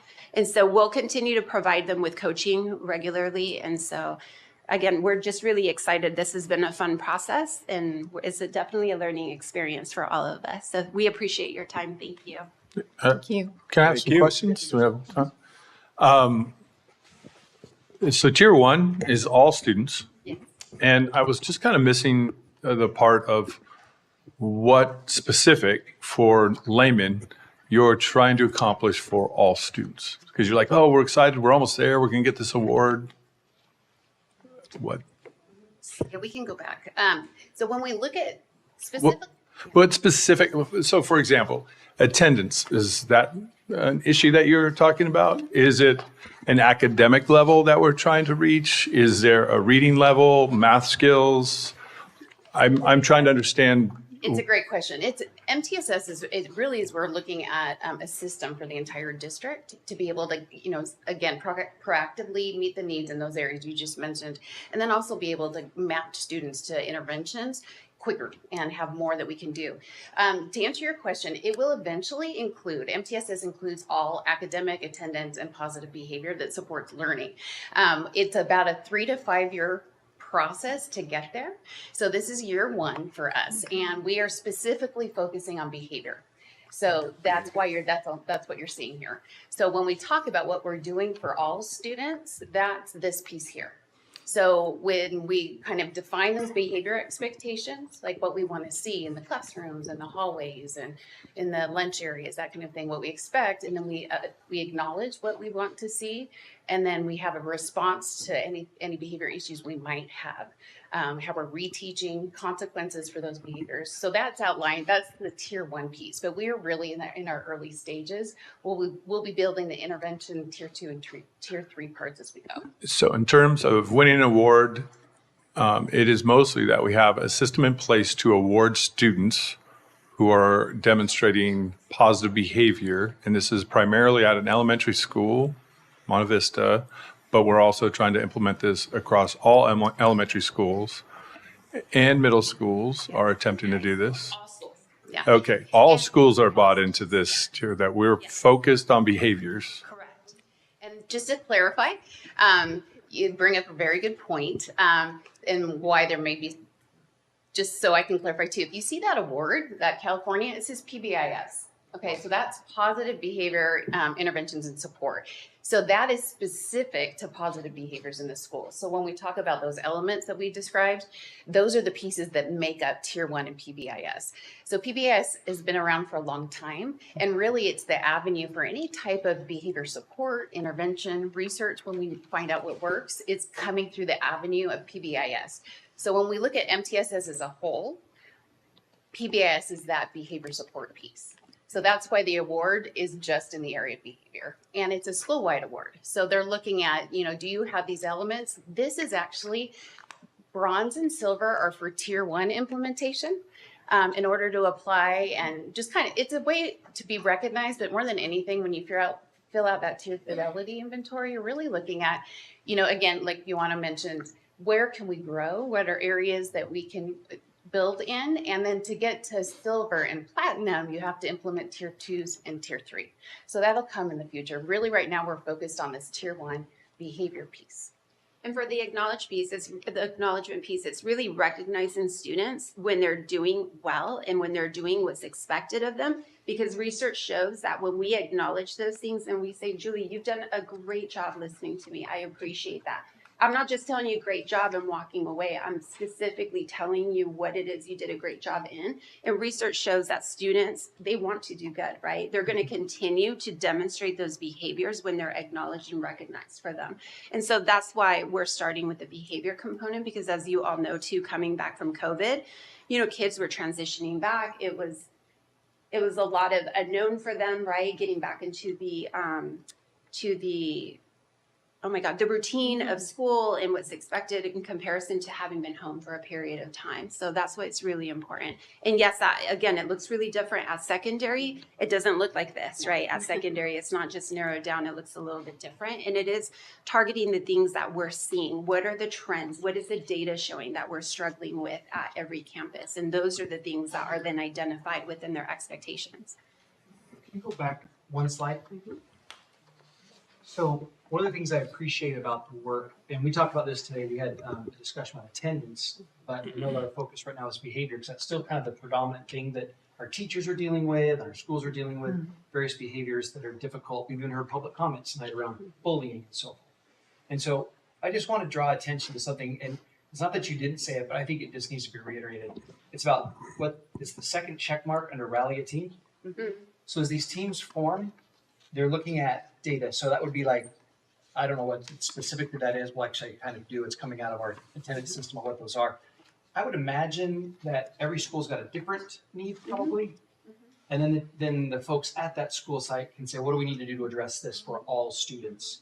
So if it's a playground issue or a lunchroom issue or a passing period issue, then the team can go to work on trying to address that. So I do appreciate that feature about having a team, because it's not something we can solve from the dais. We can't solve it from the district office. It's our people, our great staff, and the team members, which include, I see above, like students are part of it, family members, people on these like teams that come together can contribute with some solutions. So I just want to draw attention to like where the problems occur, the problems have to be solved.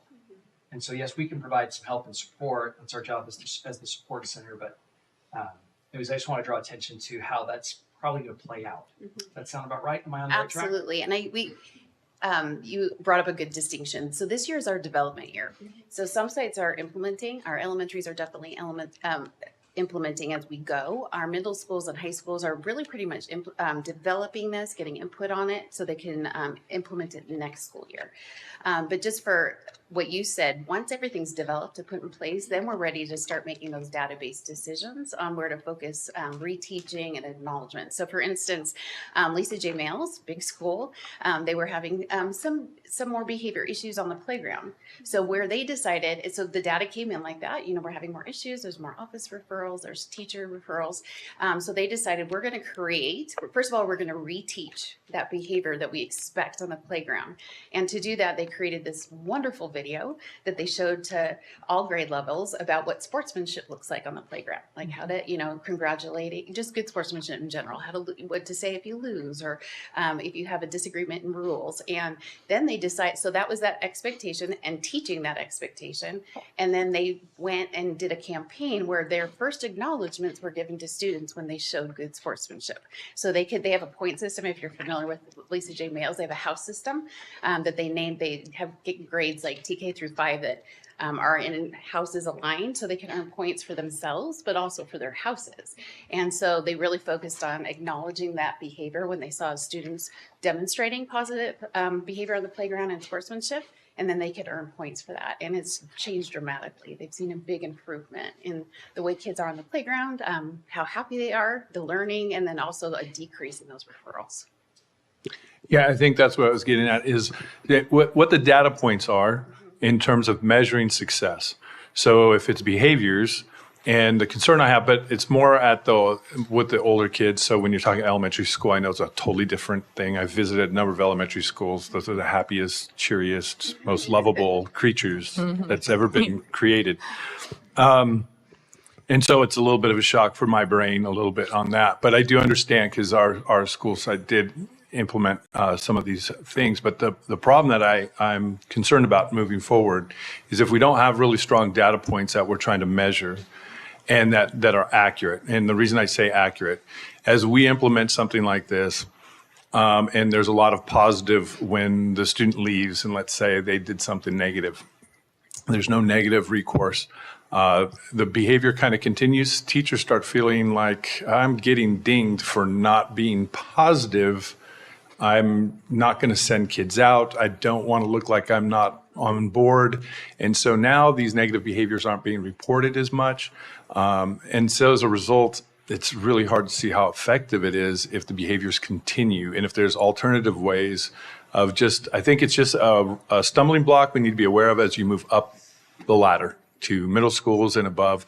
We've had, in our community, I've had a number of complaints from parents, community members, about violence, different things, attending sporting events. We do have a big, I know, do it the right way, the Nighthawk way. I think do it with class and these other things. And yet you see some behaviors on the court after games and things that happen that you just shake your head and go, that was really not good. Right. And that's what I'm getting at is like, I don't like all the positives if there isn't really truly positive behavior when we're talking about getting the next level. So there has been a great misconception that by implementing PBIS or MTSS, we're not disciplining or we're not consequencing behaviors. That's inaccurate. And so the system that we're trying to create is making sure that students know what is expected of you within, like Carrie said, the classroom, in the hallways, in the lunch area, right? If one particular school is really struggling in their PE area, then we need to address the PE area, right? And what is expected in that regard. But we, at the secondary level, we do have interventions. For example, at the middle schools, we have what we call a reset room. So if a student is sent out from the classroom by a teacher, they go first to administration. Administration discusses what the incident was, right? They will implement whatever the consequence that's going to be issued. And then the student will most likely end up in the reset room, whether it's a period suspension, it's a full day suspension on campus. We have a reset room teacher that has quite a bit of, I work with those teachers, so they have quite a bit of resources at their disposal for interventions that tie into specific behaviors. So then, but they're also giving them access to academics. So it's being addressed in multiple ways, right? You've got the conversations with the administrators, which also is a conversation with the parents' home, and then in the reset room with the teacher who's implementing an intervention. And again, there's still consequence because they either get an in-class or period suspension or a full day suspension. Again, every disciplinary reason is going to look a little bit different, right? If it was drugs, whatnot, we're going to handle it accordingly. But there's an intervention for all things. At the secondary level, is it called behavioral support? Everything. Or is there a different room? I'm just because you said the reset room, and at the middle like you school, go visit behavioral support. So it is was interventions that are being offered by a teacher. Right. And then at the high school, they have the OCI where we have a resident sub. And so we just started rolling reset room out last year at the middle school. Or is this our third?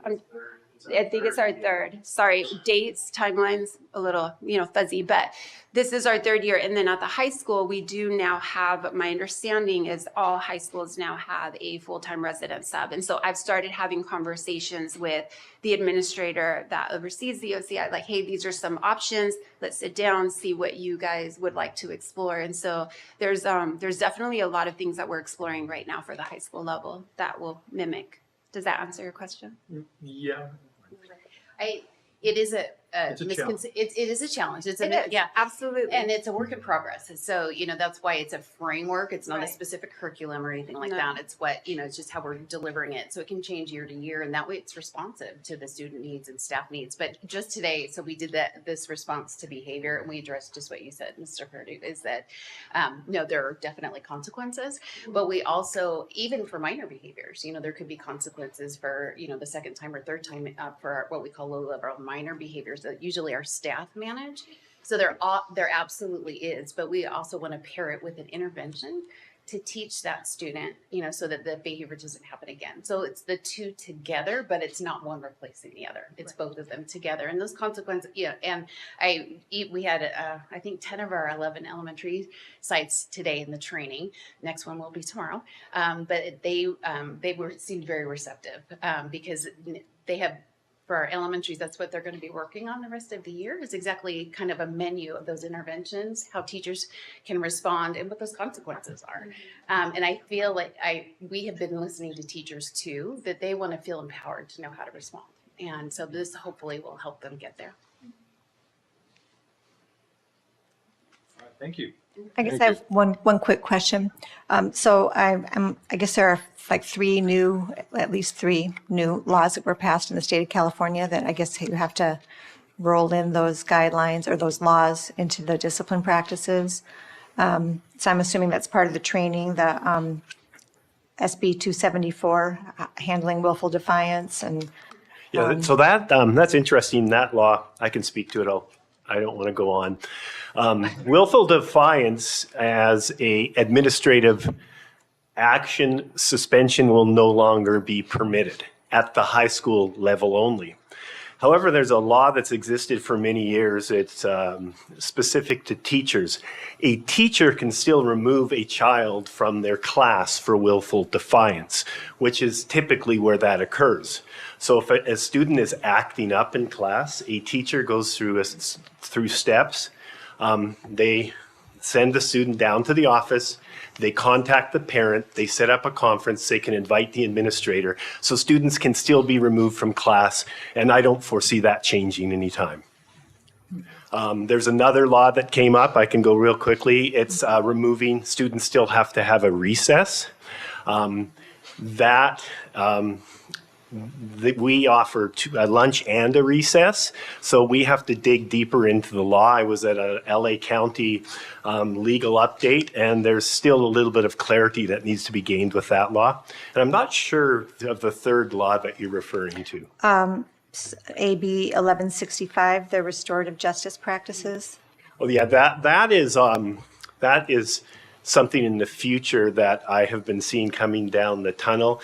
The CDE is being tasked with providing framework and understanding in the future. We have done restorative practices in our district, often in line with a consequence. Say there's a fight, you may be suspended, but you might also receive some sort of restorative intervention. So that is something, I don't know how that will play out in the future, but that has been talked about, and they're building structure at the state level. Thank you. You're welcome. Any other questions? No, thank you very much. Thank you very you. much. Thank you. Item G3 is the presentation of the 2023/24 LCAP midyear report. Ms. Faith, there you are. I just kind of appeared. Our Assistant Superintendent of Educational Services. Welcome. Good evening, board members, and to our district community. Tonight I'm here to provide a little update on the LCAP. You don't usually hear about that four-letter word this early in the school year. It's usually an end-of-year thing, but I'm responding to a new mid-year update that's been required of all school districts in our state starting this year. Okay, just as a background, just to help you understand where I'm coming from with this was Senate Bill 114, passed in 2023. It was a requirement to report both on the LCAP and the budget on or before February 28th at a regular school board meeting. And I indicated on this slide that the bill specified that districts report all available mid-year outcome data related to the metrics in the current LCAP and all mid-year expenditure and implementation data on the actions identified in the current LCAP. So tonight, to be clear, I'm providing kind of an overview or highlights of these things. But as you probably saw, this is accompanied by a board item. The board item is accompanied by a more complete document. It goes into a lot of detail, particularly with the metrics. So feel free to refer to that as well, and if you have questions on those as well. When it comes to metrics, I always have my assessment friend, Bob McGonigles, here in the audience in case any big questions come up, and a big kudos to him. He's really helped me compile all this data, and it's much earlier than we usually do, and it's kind of been nice to get that piece going. Okay, so as I shared, the two areas that we'll be reviewing are our LCAP metrics and the expenditures and implementation. So I'm going to be sharing specific data if it's available. We'll also be articulating whether the outcome is known for each metric or whether it's in progress or unknown. So if a metric's in progress, it means that it's currently being assessed and we do not have the outcome data yet. But if it's unknown, it means that the data is available, but we haven't been able to access or compile it at this time. Of course, all of this data will be compiled by the end of the year. Again, it's just that update piece to it. In terms of the expenditures and implementation, we're going to be sharing the original budget for each action, as well as the revised mid-year budget. Please note that that revised is not what we've spent. It doesn't mean this is how much we've spent of that budget. It means that this is what we plan to spend over the course of the year, any changes that we've made to the budgeting. We'll also indicate whether an action's been fully implemented, partially implemented, or not implemented. Partially means that some of the actions and services have been accomplished, but not all. We don't have anything that has not been implemented so far this year. It's either fully or partially implemented. I wanted to point out the work in progress. This is truly that mid-year update. All actions have begun to be implemented, but there are many things that we're still in the process of as we go forward. All right, goal 1 is student learning and achievement, and you all can see the official goal listed there on the slide. And we'll start with our metrics. So this slide highlights some of our key metrics. If you've spent much time with our LCAP, you know we have a lot of metrics in there. And so we're just picking out some of the key ones that we think will be meaningful for you. We've included the CASP in ELA and math, the CAST science test, our college and career indicator, and our CTE pathway completion rate. For all of these, we're providing what the baseline was for this, the desired outcome for this year, and then what the mid-year data or update shows us. Please remember, this is a 3-year LCAP. So this baseline data was developed 3 years ago, 4 years ago, even before COVID, the pandemic, a lot, you know in your mind what that means, what those metrics mean versus the data that we have now. And also the desired outcome was based on that baseline. Okay. So, you know, when you look in more detail in the complete document, you'll see we're making progress on a lot of our metrics, but they might not be up to what the baseline was or what the desired outcome was just due to the timing.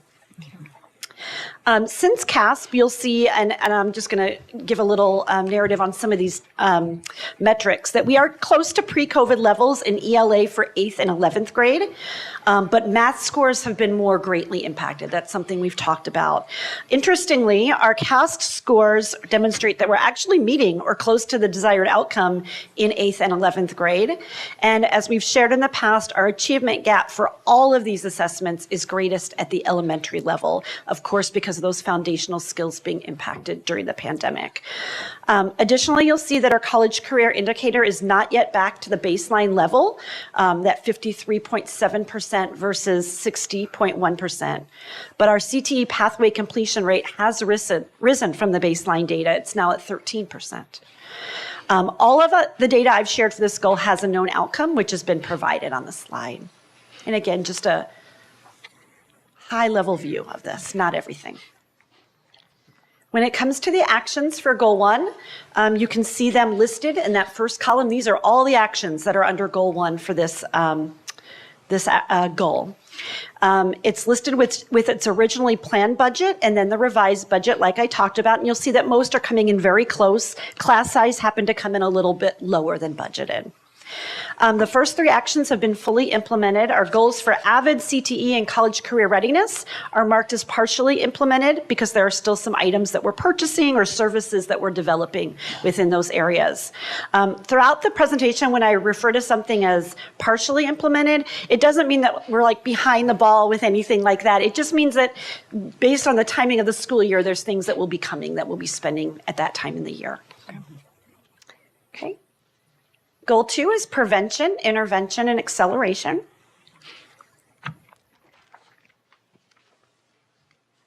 And just a close look at some of our metrics. For the metrics that I picked out for this slide and goal, we picked some mid-year iReady data, middle and high school F rates, and the progress of our English learners. And as it says in that last column, all of these outcomes are known, the ones I've chosen.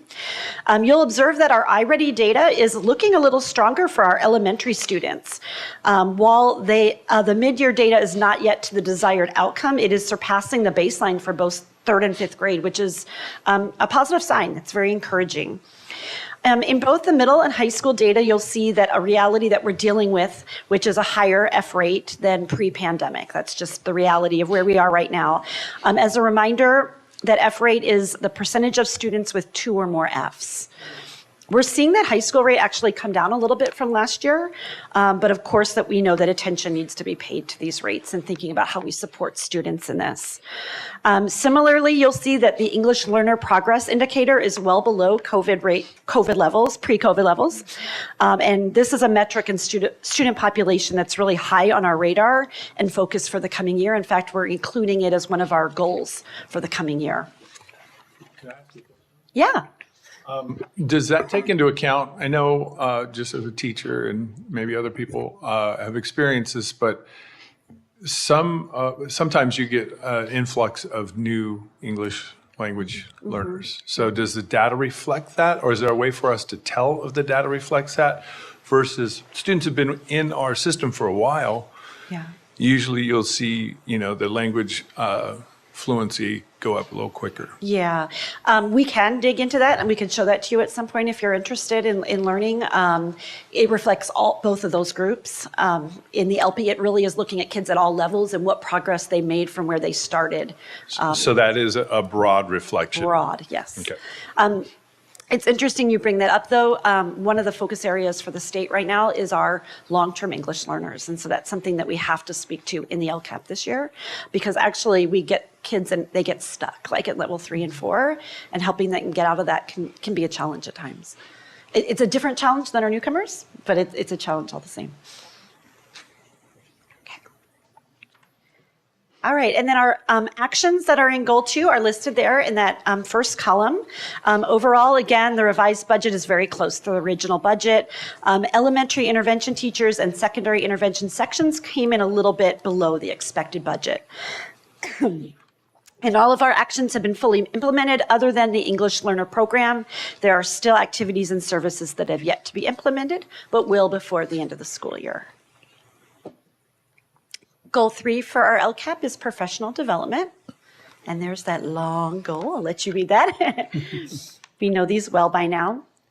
Okay, there are a few highlighted metrics. This doesn't have as many of the kind of standard metrics that we're used to in this particular goal. But we have metrics for participation of teachers in the induction program and percentage of teachers who participate and then complete their credential. So 100% of our new teachers that need to be in induction are in our induction program this year. You can see it says outcome is known. That second goal is just an example for you of one where the outcome is in progress. We don't know how many will clear by the end of the year, but we'll include that at the end of the year. Our high school cohort graduation rate is also listed in this goal, and while it's dipped slightly, that amount is really not numerically significant. It really has sustained at a high rate even after the pandemic, and again, it's something our district can be proud of. Aren't they usually, the induction program's a 2-year thing for most Yes. people, right? So It is a 2-year, but we measure the applicants that are in their second and look at how okay. many of those end Okay. up coming through. Yep. And then the actions for goal 3 are listed here. You can see them in that first column. Again, fairly close with budget. Outsourced data programs came in a little higher than we originally budgeted, just the cost of a program. The instructional coaching and outsourced data programs are fully implemented. Our induction program and curricular work teams are partially, we're still completing those for the duration of the school year. Excuse me. Goal 4 is equity, engagement, school culture, and climate. I'll let you review that goal for a second. And then some of the data metrics that we have for goal 4, one of the main ones that you see a lot in this goal, you see it throughout the LCAP, is our panorama surveys, and we don't have results for that. So that's an outcome that's still in progress. We'll be doing our LCAP surveys just prior to spring break in March this year, but you can see an example of one. But there are multiple questions from those surveys that we use in the LCAP just to measure progress.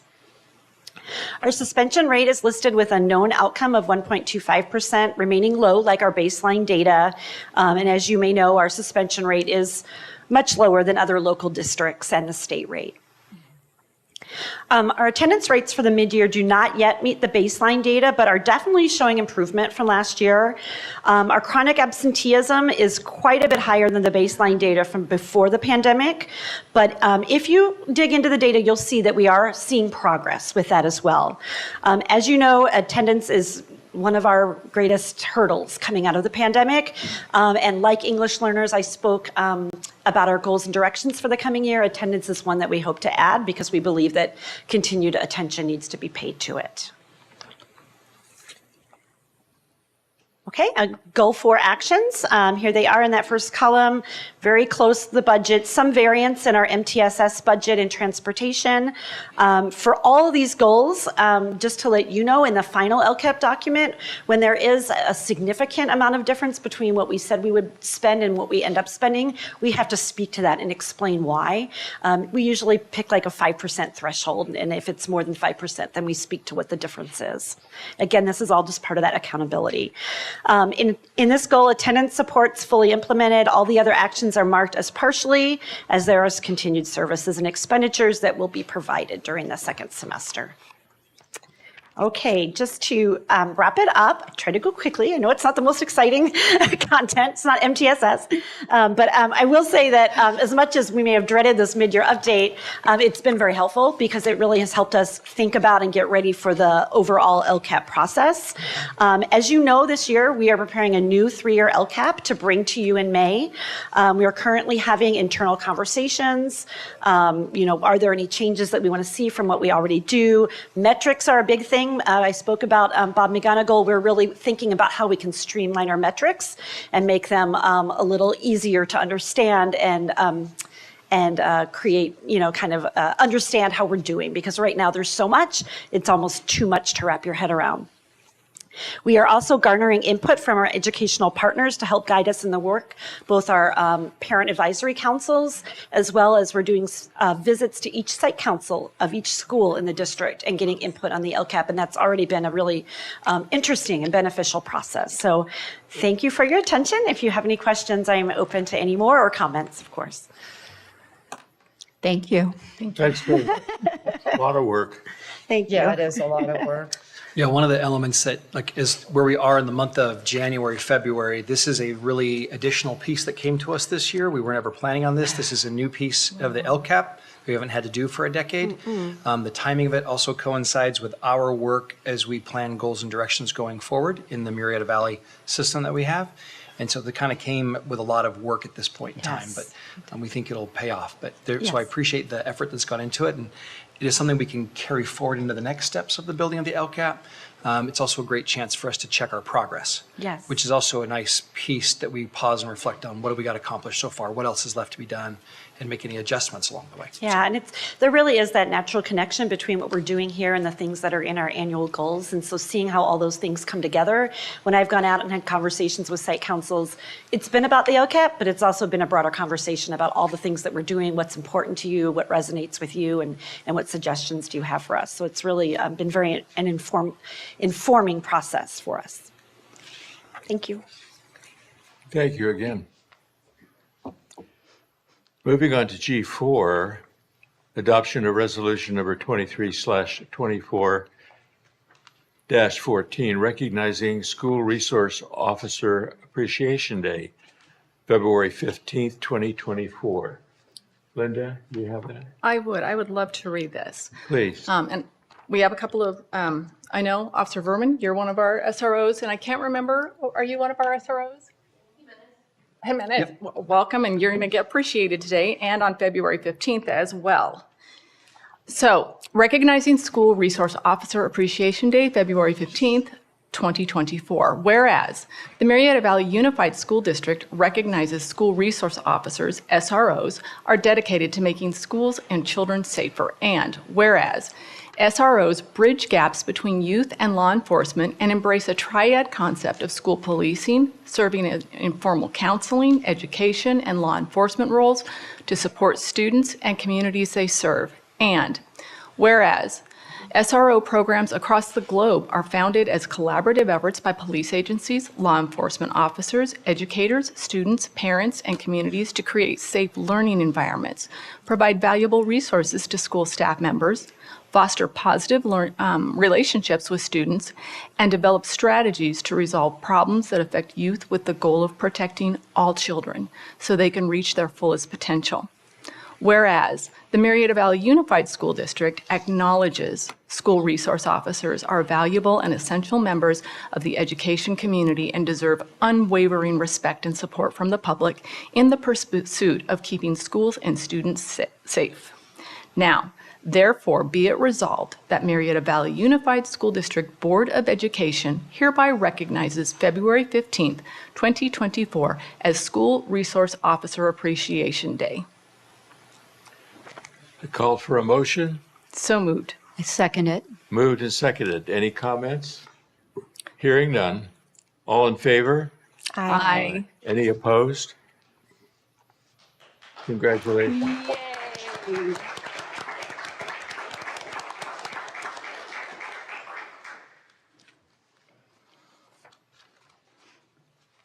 And it's to be noted that the influence of school resource officers goes far beyond what we see, Yeah. Absolutely. far beyond, for which that I am grateful. Yeah, I totally agree. G5, election of representatives to the California School Boards Association Delegate Assembly. For subregion 18A, the board may vote for a total of 6 individuals in subregion 18A, including write-in candidates. The board may cast no more than 1 vote for any candidate. The following candidates are listed on the ballot. And we have 6 candidates from the different school districts exactly listed on the ballot, Linda Lund being one of them. Do we want to vote for the individual or just the entire board? I would like to move to just approve the whole slate. Do I have a second? I'll second that. It's been moved and seconded that we approve the whole slate. Any comments? Hearing none. All in favor? Aye. Aye. Any opposed? Thank you very much. Passed. We have an option to, well, we did, so I don't have to do that. Sorry. Moving to G6 is approval of the 2025/26 and 26/27 proposed student calendars already. This calls for a motion. So moved. Second. Moved and seconded. Any comments? Hearing none. All in favor? Aye. Any opposed?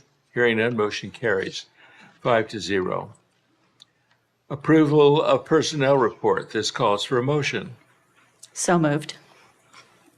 Second. Moved and seconded. Any comments? All in favor? Aye. Any opposed? Hearing none, motion carries 5-0. G8, authorization for speech pathologists to be employed under Education Code 44831. This calls for a motion. So moved. I second it. Moved and seconded. Any comments? Hearing none, all in favor? Actually, I do have a comment. Oh, I'm sorry. Is this a new position? And we've already had speech pathologists, correct? This is not new. This is an annual process. Oh, okay, gotcha. Yeah, but it's just a unique piece because of the credentialing and the licensure and so forth. Oh, okay, but we've had speech pathologists in the past. Yes, we have. Oh. Yeah, that number's grown as the need's grown. And, Oh, wait a second. Okay, any other questions, comments? All in favor? Aye. Aye. Any opposed? Hearing none, motion carries 5-0. G9, approval of revised job description, performance technology specialist. This calls for a motion. So moved. Second. Moved and seconded. Any comments? Hearing none, all in favor? Aye. Any opposed? Hearing none, motion carries 5-0. G10, approval of school site single plans for student achievement for the 23-24 school year. Calls for a motion. So moved. Second. Moved and seconded. Any comments? Hearing none, all in favor? Aye. Aye. Any opposed? Hearing none, motion carries 5-0. G11, second reading and proposal of proposed revisions to Administrative Regulation 6200, Adult Education. This calls for a motion. So moved. Second. It's been moved and seconded. Any comments? Hearing none, all in favor? Aye. Any opposed? Hearing none, motion carries 5-0. G12, second reading and approval of proposed revision to Administrative Regulation AR 6161.1, selection and evaluation of instructional materials. I'll move the item. I'll second it. Moved and seconded. Any comments? Yeah, I have comments.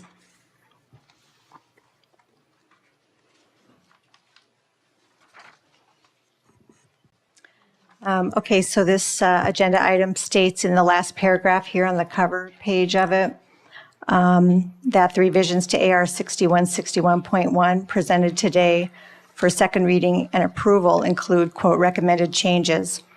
I'd like to address that. Numerous community members have been meeting, discussing, and recording possible changes to this AR to move toward a better implementation of the letter and spirit of California Ed Code 60002, which reads, each district board shall provide for substantial teacher involvement in the selection of instructional materials and shall promote the involvement of parents and other members of the community in the selection of instructional materials. Over the last months, I have shared community members' suggestions with Dr. Andrus, and Dr. Andrus has shared this with all board members via his weekly update. I have also discussed with Dr. Andrus in person some of the components of this policy.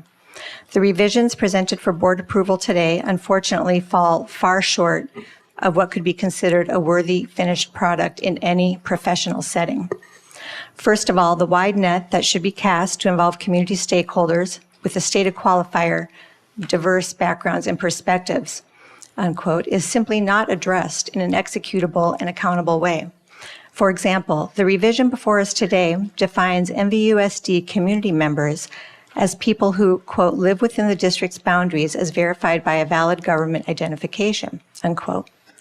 This excludes several important categories of legitimate stakeholders, including subject matter experts and how that would be defined, representatives from regional businesses and post-secondary institutions, and first or second degree relatives who are highly involved in raising Murrieta students but may not live in Murrieta.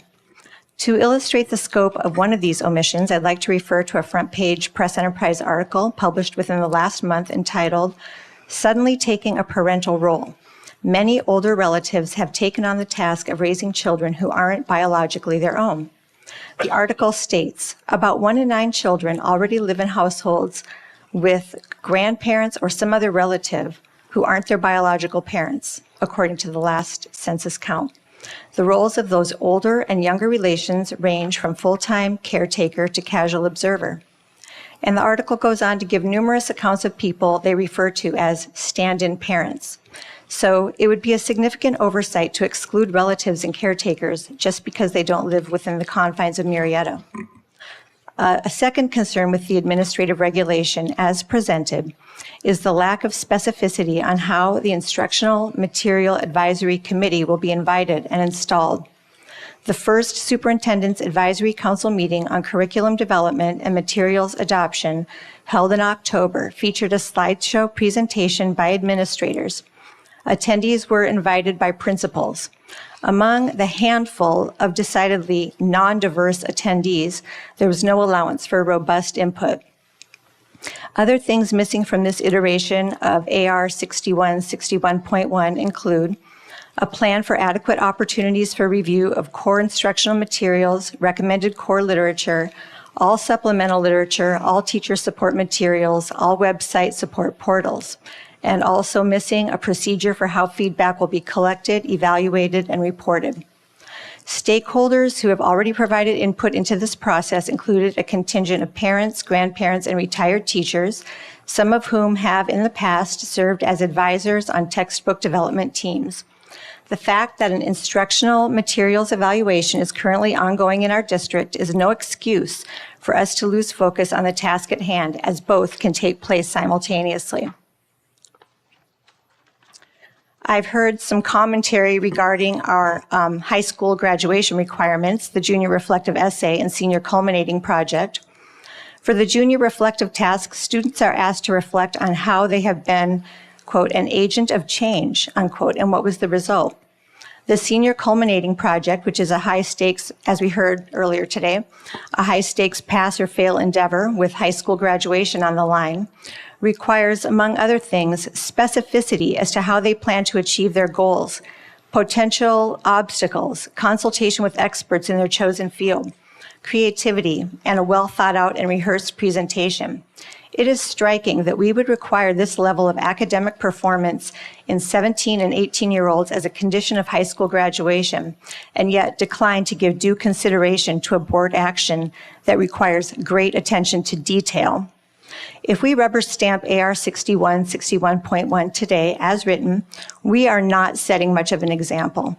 Many people in this room would be considered highly compensated employees in the private sector, and they make significantly more money as public servants than many people living in Murrieta, which can be confirmed by accessing Transparent California and basic demographic information. Let's take the time to give opportunities for meaningful input to our community by paying due attention and industry to AR 6161.1 and table this for another month to see if our administrative staff can do a more detailed job. Thank you. I have a question about the superintendent or designee shall establish an advisory committee to conduct the review of instructional materials. Just a question. Sure. That process is delegated to our educational services team. And so through Ms. Muchnick and her executive team and other coordinators and folks, we work with department chairs, teachers at the school sites to lead that effort. And they meet regularly through the entire adoption process. And so that's how that authority is delegated to them. This year, we have done something following this proposed policy because technically what's still in place is the old policy, or the old administrative regulation. And so we went ahead this year and proceeded with an effort to recruit parents to be involved in the process, which we've never done before in this type of way. And we, on the first day, got quite a bit of support, kind of surprised us a little bit that we had that much engagement, and we're excited about it. Mm-hmm. So those members of those parents and guardians who are related to the kids at school will be included in that process. I was going to add, we do take a lot of pride in the idea that we have students who attend our school from outside the area. I would assume when it says USD, that would include parents of students who attend. Correct. As well. The invitation went to all students, parents of all students, grades 6 through 12. Even though these are high school books we're looking at, we recognize that we have those kids are going to use those books in the coming years. Yeah. Right. And then just my last point, I know as I've gone through this as a teacher and some of the feedback I got in investigating our last textbook adoption controversy, I guess you could put it, teachers are given the textbook and textbooks to look at, to all the options, not just two, which was what we were looking at. Is it possible for then school sites, since there's a plethora of books, some of the teachers I know will take those books and they'll sit on their desks and they might not ever even look at it and say, I'll just take the textbook I get. Mm-hmm. Is it possible to make the textbooks available at the school sites? Because we're not talking about elementary school in my mind. I keep thinking, hey, we have 3 high schools. It wouldn't be that difficult to leave them at a library or a location where parents would have the opportunity, community members have an opportunity to see it open to the public. Sure. Most of these books are available. I'm sure we can get it online as well. So what's proposed is the minimum standard, not the maximum. Well, what we could do, but it creates the baseline. So depending on the type of adoption, the material that's available, we'll make that as available as we can. Sometimes, as you know, publishers are limited in what they give us, but if we have additional copies available, I'm sure we can make that available at the school sites. All depends on what the publisher is, providing to us, and we can make that request and we get more copies. So as a board policy, we couldn't make that a policy? Or is that something we're not willing to, or we just didn't happen to put it in and we're counting that if available, we intend to do that?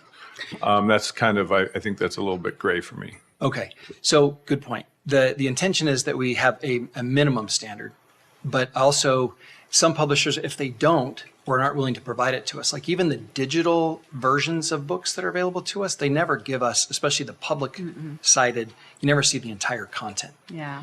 It's always like a sampling because they're protecting that intellectual right until you buy it. And so that's a challenge. I think in terms of the copies of the books, in this particular round, I don't have the specifics of what we can do because I haven't heard from the publishers what's available. So, okay, back to your part about policy, what's in the admin reg.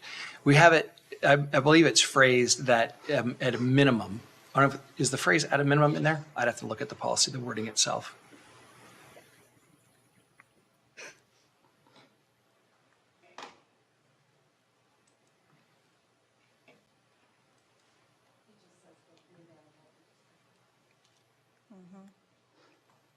It does, because I've always taught in a small department, so I was always in the weeds with the textbook selection process. It really does depend on the publishers. The last one that we adopted books from was actually quite generous. What they aren't generous with is digital access, and it's copyright or teachers' editions. They won't. Student editions, they would be usually more generous. So it really depends. In your comment, are you suggesting an amendment to that phrase? I would like to see us as a district.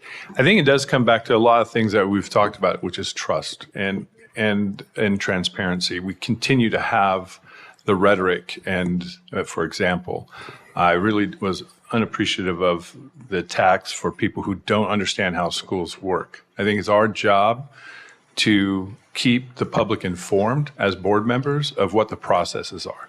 So last month we had the discussion about clubs. I mentioned why there would be concern.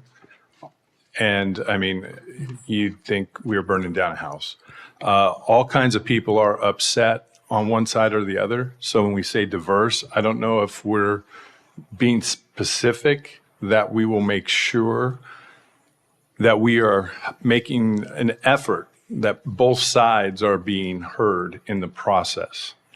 And I think there's a lack of trust I'm feeling that right now in this particular setting. So when you're saying, oh, I'm gonna select my team to select books, I think many people are hearing, I'm not my team is going to decide, and it's a very teacher heavy, and I get it, but there should be some input, I would hope. Yeah, to be clear, I don't have like a list of like that I'm doing that. So we delegate that to the team and they approach that. And we do start with teachers because that's part of ed code. That's a predominance of teachers. And this time, this change, we have reached out and in essence sent an email to think of the number of students that is times the number of parents and communicated to that and got a much more healthy response than we anticipated, which we were both excited about and something we've never done before. So new can be challenging, but we're embracing it. Mm-hmm. And so we have those parents and guardians who participated in that to be part of the process and be on those teams. And we are hopeful that they stay with us, like they'll come to all the meetings and engage with us fully. Mm-hmm. We don't want them to get tired and not finish. We'd love them to like stay with us the whole time so we get good input from them. I think I'd just like to make sure that everyone's comfortable with the process. I think this is a very important process, and I'm not feeling like everyone feels they're completely engaged in that. I really don't like the idea. I think we could be much more open to the idea of having the textbooks available, especially at the secondary level at the sites, because I think that gives the public at large more access to what we're looking at. I don't think that's a really difficult ask. And I think we could be more explicit in how we develop our team.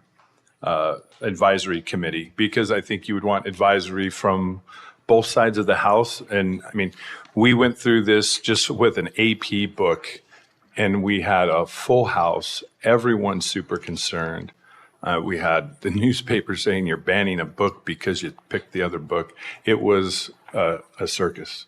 And I want to avoid the circus by being as transparent as we can, making sure that everyone feels comfortable with the process before we move forward, and that we have all our stakeholders from both sides of the aisle, we'll just call it that, to have input and feel heard. Mm-hmm. I think that's important. Well, I feel that at the moment, this is the best thing that we can do in whole, but your comments are very useful in terms of having books available at each of the high school sites. I think that's something that can be worked out, even though we pastors don't do this. The digital thing, that usually doesn't happen. And especially anything with the teacher's edition that has answers and so forth ain't gonna fly. It won't happen. But that's, it won't fly. But that's not what people essentially are reading the books for anyhow, for the answers and so forth and so on. So I think that we could bring up a separate motion. So there's a motion now to approve it as it is. Yeah. A thought to consider for the trustees is that we go through this cycle with the policy as is. We monitor how the process goes, and we can make an adjustment going forward as we learn about the process and how well the parent engagement, community engagement goes. Without having to change the policy, I can still provide direction to staff that where available, we provide textbooks at the high school sites. That works. Well, actually, I have something to say about that. So I do want to point out to the LCAP from year 2 it's on our attachment here on page 71. And, back to the trust piece that we're talking about, how many families feel that the school values their opinions, and the outcome for that was 48% of families feel that the school values their opinion. And, when I'm listening to this discussion here, and so we do have a couple people that will reflexively oppose, based on personal animosity, I guess I'll say. But I would just like to stick to the details of it. And so first of all, Dr. Andrus, you have to acknowledge that I have spent months providing you feedback from the community. And I would say that that was given almost zero acknowledgement. I mean, you thanked us for our time. Secondly, I just want to go back to the day that we were asked to vote on the one book.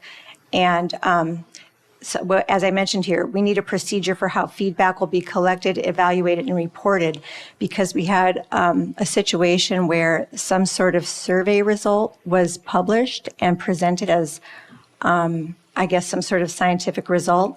And it turned out actually that it was very artificial, or astroturf, as some people would call it.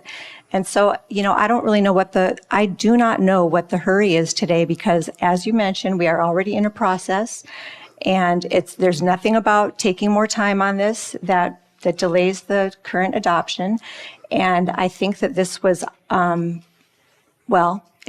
don't have any evidence that this was put forth in a good faith collaborative effort with all the trustees. I think it was rushed.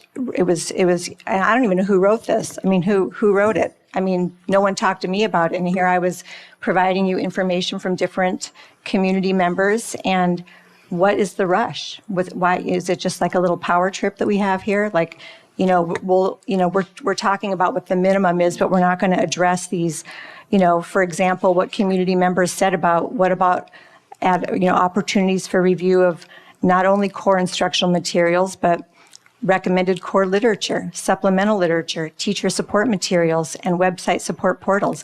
No one's saying you have to give an exhaustive sampling of all, or an exhaustive account of all these things.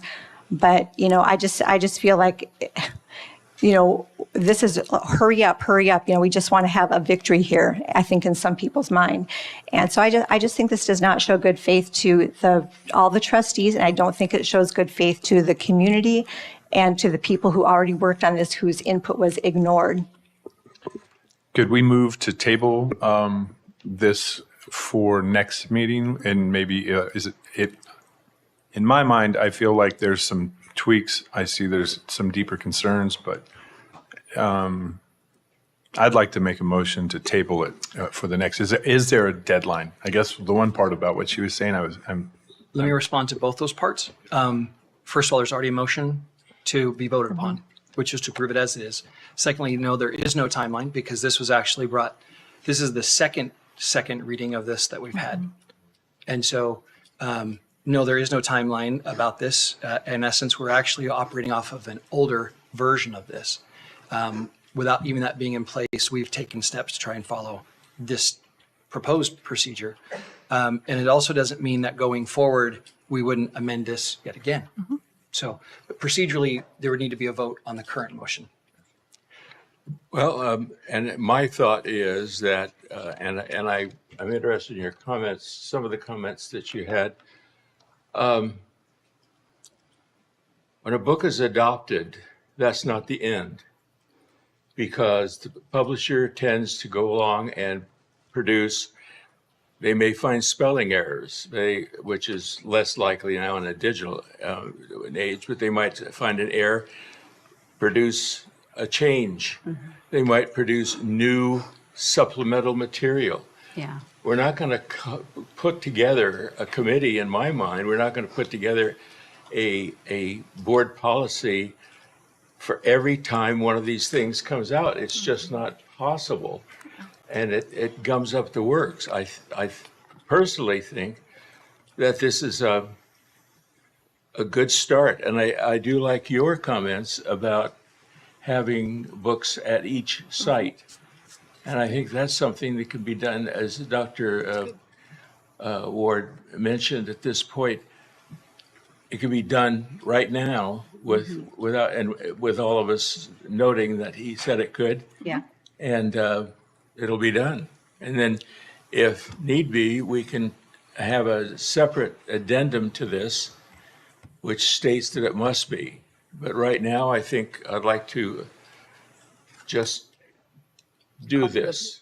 Why? What would be the reason for hurrying and doing it and then revisiting with an addendum later? Why would we do that? What would be? We probably wouldn't need to. We probably wouldn't need to, because there are 4 of us here that have heard the superintendent say that he will do this. But where's the accountability for that? Me. I'm accountable. You're accountable. You're accountable. You and you are accountable. You've all heard it. And Okay? it's being filmed.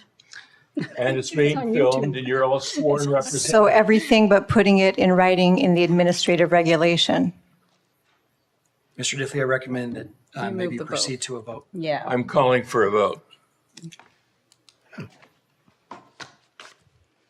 On the motion, we'll do this person by person Yeah. because it's such fun. Okay.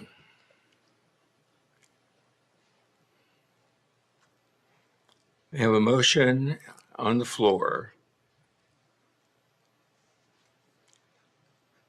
And please respond aye or nay. Ms. Lund, Aye. Mr. Pardue, Nay. Mrs. Vandegrift, Nay. Ms. Young, Aye. Mr. Diffley, aye. Motion passes.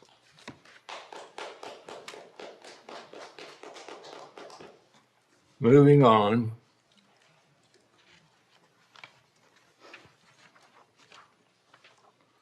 G16, adoption of resolution number 23/24-15, authorizing, No, sorry, on G13. oh, did I miss that? Yeah, just turn the extra page. Yeah, just too many pages stick together here. Da-da. There we go. Ah. G13. Student discipline stipulated expulsion case number 2023-2024-129. A board member will read this out. I move that the Board of Education of the Murrieta Valley Unified School District expel the student for the violation of California Education Code 48900C under Education Code Section 48915B for the remainder of the 2023-2024 school year. May I have a second? I second it. Seconded. All in favor? Aye. Aye. Any opposed? Hearing none, motion carries unanimously. G14, approval of the 2024-2025 Transportation Services Plan. So Requires moved. a motion. So moved. Second. Moved and seconded. Any comments? Hearing none, all in favor? Aye. Aye. Aye. Any opposed? Hearing none. Motion carries unanimously. G15, approval to award a contract to CWDL for independent auditing services in response to request for proposal number 2023-24-05. So moved. Second. Moved and seconded. Any comments? Hearing none, all in favor? Aye. Any opposed? Hearing none, motion carries 5-0. Make sure I've got the right page here. G16, adoption of resolution number 23//24-15, authorizing the California Schools Healthy Air, Plumbing, and Efficiency Program. So moved. Second. Moved and seconded. Any comments? Hearing none. All in favor? Aye. Any opposed? Hearing none. Motion carries 5-0. Moving to H, Superintendent Report, Dr. Andrus. Thank you, Mr. Diffley, for the chance to kind of share a brief update about this past month. I don't necessarily need a timer, but feel free if you want to, Winston, to catch me. In my visits to our schools, I'm delighted to see how our students are performing. Ranges everything from about really how they're learning, but it comes across in many different ways. It might be how students are performing in small group centers, the way our teachers work with them, they're getting help during office hours. Our students are learning alongside each other. I saw that today in Avid tutorial lessons, or how they perform in dramas and plays, how they are on their fields and courts. Though sometimes we make mistakes there. I've seen those too, but I also know that it's a learning experience. They are teenagers in those particular instances. Learning is extended into clubs, student organizations, as we see these young people grow as they've reported out, and other academic contests like spelling bee, mock trial, robotics, and more. All of those things are happening in the coming days and weeks, even this weekend. One of the highlights from our last board meeting was, since last board meeting, is I attended at E. Hale Curran on day 101. E. Hale Curran Elementary School had a growth parade. And so every student at E. Hale Curran made a poster and described how they were growing during the year. They lined up every single student in a big giant loop and kind of snaked around with the TK kids starting out with a little poster saying all the things they had done that had grown this year. And it ranged from, well, some kids was, I got a tooth, or I grew an inch taller, or my math is better, or I learned how to spell, whatever. A teacher had one that said, I grew another person. It was really a delightful experience for everyone at that school to celebrate how they had grown. It was terrific to see that thought about how do I get better and improve upon what I've done, and to celebrate that in that little short 20, 25-minute parade. There's much to celebrate and how these things happen, so I very much appreciate that.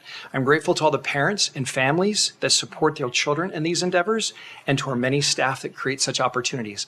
There's nowhere in the ed code or in board policy that says you have to have a growth parade anywhere. But yet staff said, we're going to try this. And in talking to the principal, we said it took them a couple of years to finally, we're going to do this. But they did it, and it's a way to celebrate the great things that everyone contributes to, and is a memorable day for everyone involved. Just today, I met with our Student Advisory Council. We've talked about that. We had a great discussion of a profile of a graduate and how we're doing really well in some cases and some gaps in other cases. From our discussions, they had some great suggestions for us, how we might fill some of those gaps. One student, that was actually one of the ladies here tonight, said, this is really a great school district. She later went on to expand on that topic and talked about how much she has grown and developed, how much her counselor and teachers have meant to her. Lastly, I'm looking forward to our board workshop on the 27th. We'll conduct our annual goals and directions planning review, as well as work on our facilities master plan. For those who did not attend our last board meeting, we'll take a look at potential options to address a lot of our projected enrollment growth. This concludes my report. Thank you. Mrs. Vandergriff. All right, so, hold on here. Sure, yeah. Anyway, I spent some time listening to the Lozano-Smith episode 70 about the student issues legislative update about the new legislation. I talked about that earlier in relation to the behavioral goals. We're hearing more bad news about the California budget situation with overly optimistic revenue projections and a reliance on short-term fixes by the governor. Dan Walters writes in the Press Enterprise, the fine print in Newsom's own budget says the state's finances could be $81 billion out of balance by the 2027-2028 year as revenues stagnate. As we are celebrating Black History Month, I would like to highlight the innovative work of Black Mothers Forum, whose mission and work it is to build communities of joyful learners through microschools, which they characterize as school-to-purpose academies. These microschools support blended learning environments consisting of grade-level bands of 5 to 10 students in safe and supportive learning environments for children, parents, and coaches. Black Mothers Forum strongly believes parents are the experts on what is best for their children. For anyone who is interested in learning more about this innovative approach to education, you may visit the Black Mothers Forum website at www.bmfmicroschools.org. Email me with your comments. It would be great to work with Assemblywoman Kate Sanchez and Senator Kelly Sayarto, our representatives in Sacramento, to create responsive partnerships between parents and California public school districts. Lastly, I've been receiving feedback regarding the senior culminating project and the junior reflective essay. The rubric, which I printed up, I have reviewed that. It looks very straightforward. Based on comments I receive, I would like to say I hope the panelists stick to the rubric and avoid putting students on the spot about whether they chose an appropriate life or career goal. How many of us today are doing what we plan to do at age 17 or 18? While the exercise of making a plan is valuable, the rubric, as I read it, doesn't call for the evaluator to make a judgment about the student's chosen goals. And lastly, I was wondering, maybe you can answer this question, somebody in here. When the student is selecting a goal, would they be marked off or would they be in danger of failing if they chose a life or career goal that was that of an unpaid worker? So anyway, that's all I have, but I'm curious. So they can, so when they say career, they, like, what would be an example? Like, I've just never heard of any student bringing up anything like that. So I was wondering if it's not really encouraged. It oftentimes is focused on career under the definition of career, like a gainful employment. But if someone said, I want to be a volunteer and do something different that's unpaid somehow or whatever, that's fine. There's no, Awesome. there's no expectation that it's a gainfully employed type career. All right, thank you. Ms. Lynn, thank you. Thank you. I'm sorry, Okay. I was thanking Mrs. Vandergrift. I thought so, yeah. Okay, real quick. It is National Counselors Appreciation Week. I want to put my thanks out there to them and all the work that they do, and I hope everyone else can thank their counselors. I did attend the Pacific Islanders Club Night at Vista Murrieta High School. It was great.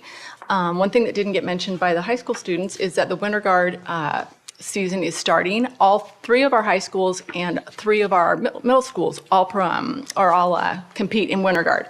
And that's just kind of me being a band mom there, but they all participate in it, so we should know about that. I did go to the LCAP meeting, and there are now LSUs at each high school, and they reported out on their activities and their plans for middle school LSUs.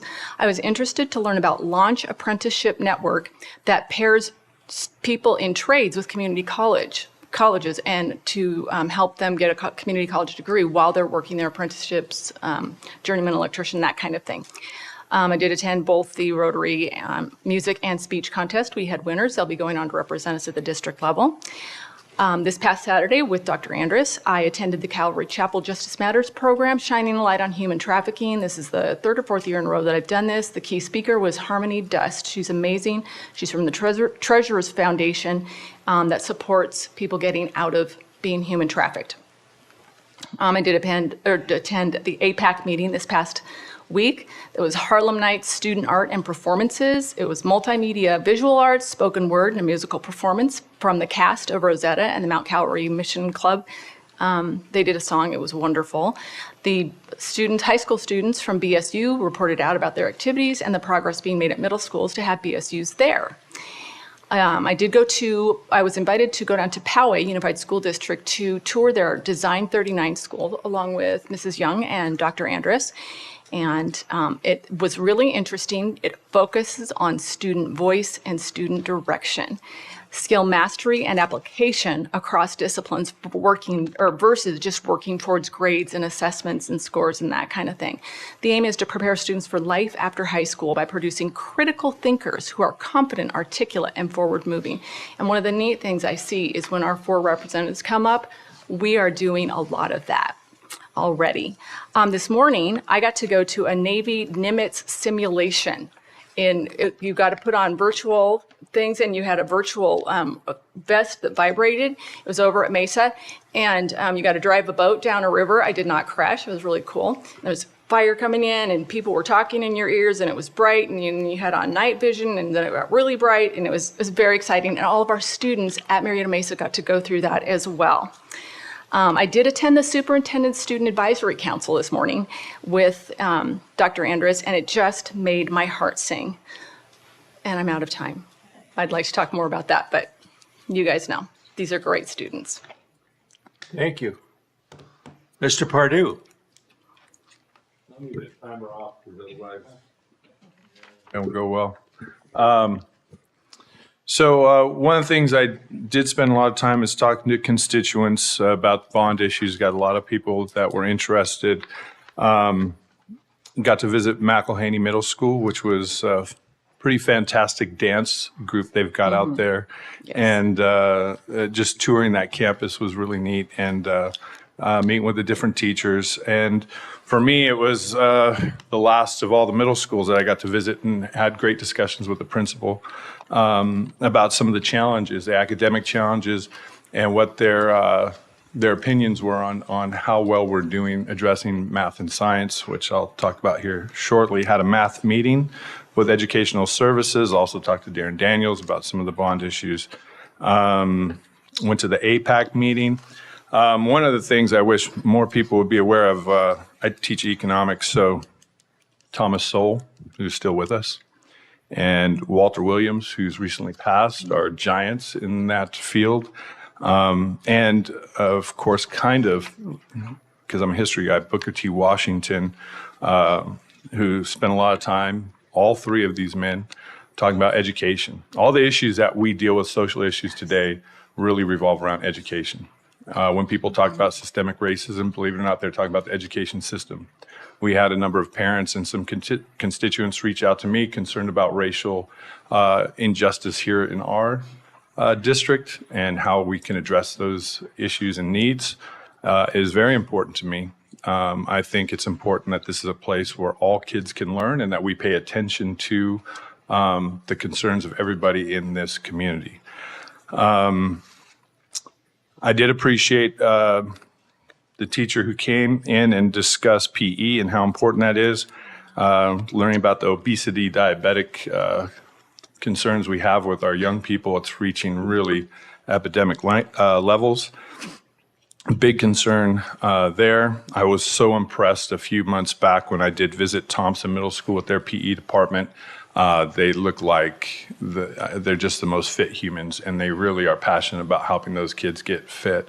And it was really heartwarming. I think it's something that we should look to do to reward kids who are physically fit. I really don't like dressing out as being the measure for whether or not a kid is participating. Excellence is important. Kids that really push, and excellence comes in different ways. I actually taught PE back in the day in private school, and we would make a graph, and one of the biggest things was seeing that improvement, right? Because that's a big element. As a girls basketball coach, trying to make sure my players hit 8-minute miles, there's some players were not built like greyhounds, right? If they come into the program and they're at a pretty low level when it comes to those runs, and then they're able to accomplish their goals, that's a big deal. And I think there's ways for us to come up with opportunities to reward kids for hitting those milestones and for really thinking about their fitness and their nutrition, especially in these times. I think it's very important. Furthermore, and I apparently did a terrible job of writing everything down. Got to spend some time watching Murrieta Valley high school basketball team win a league championship, which was really cool. They've had some really exciting games. Coach Brian Weathers has done an excellent job with those young men.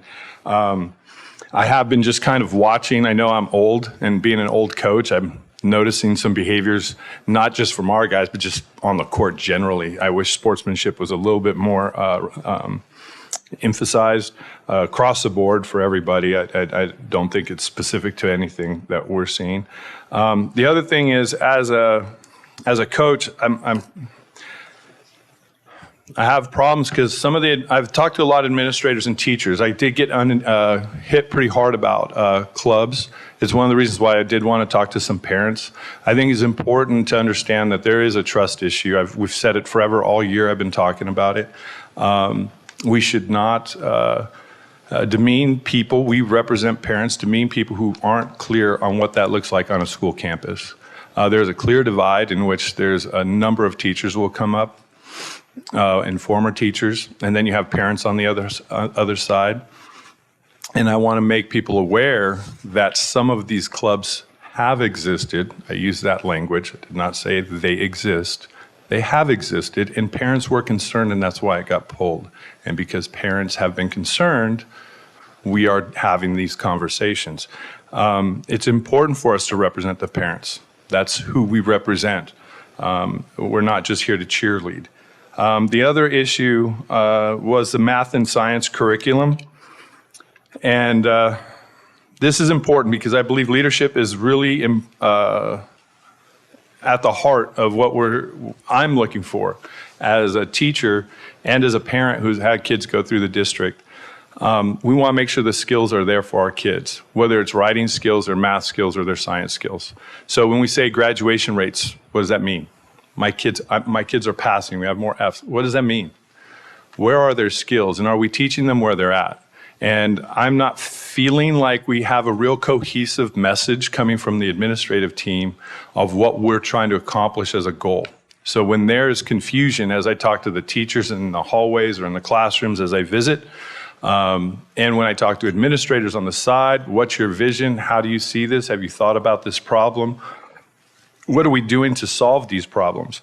So we have students who are checked out. We have people who do homework by copying homework, and then they're not doing well on test.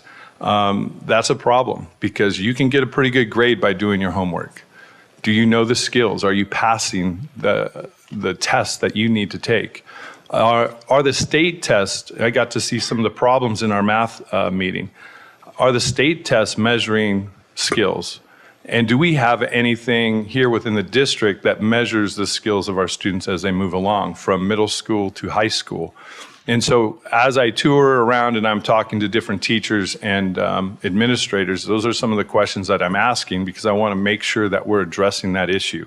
I think it's important that we have a diversity of instruction to make sure that we're meeting all the students' needs. And I don't know that we're necessarily doing that with our current system.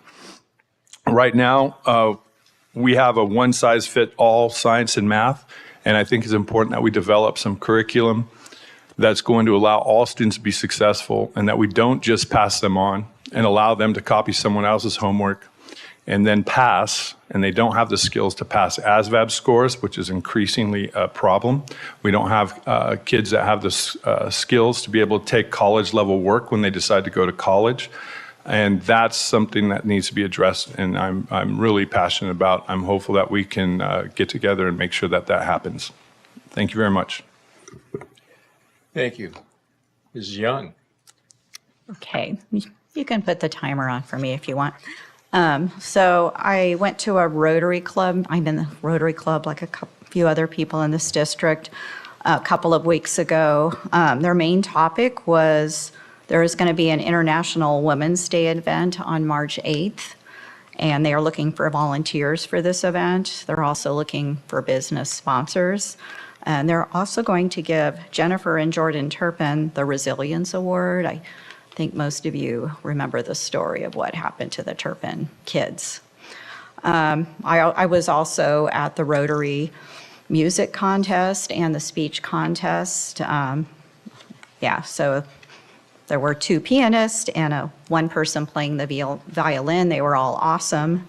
The speech contest, there were supposed to be two people, but one withdrew at the last minute. That the person who did give a speech was awesome.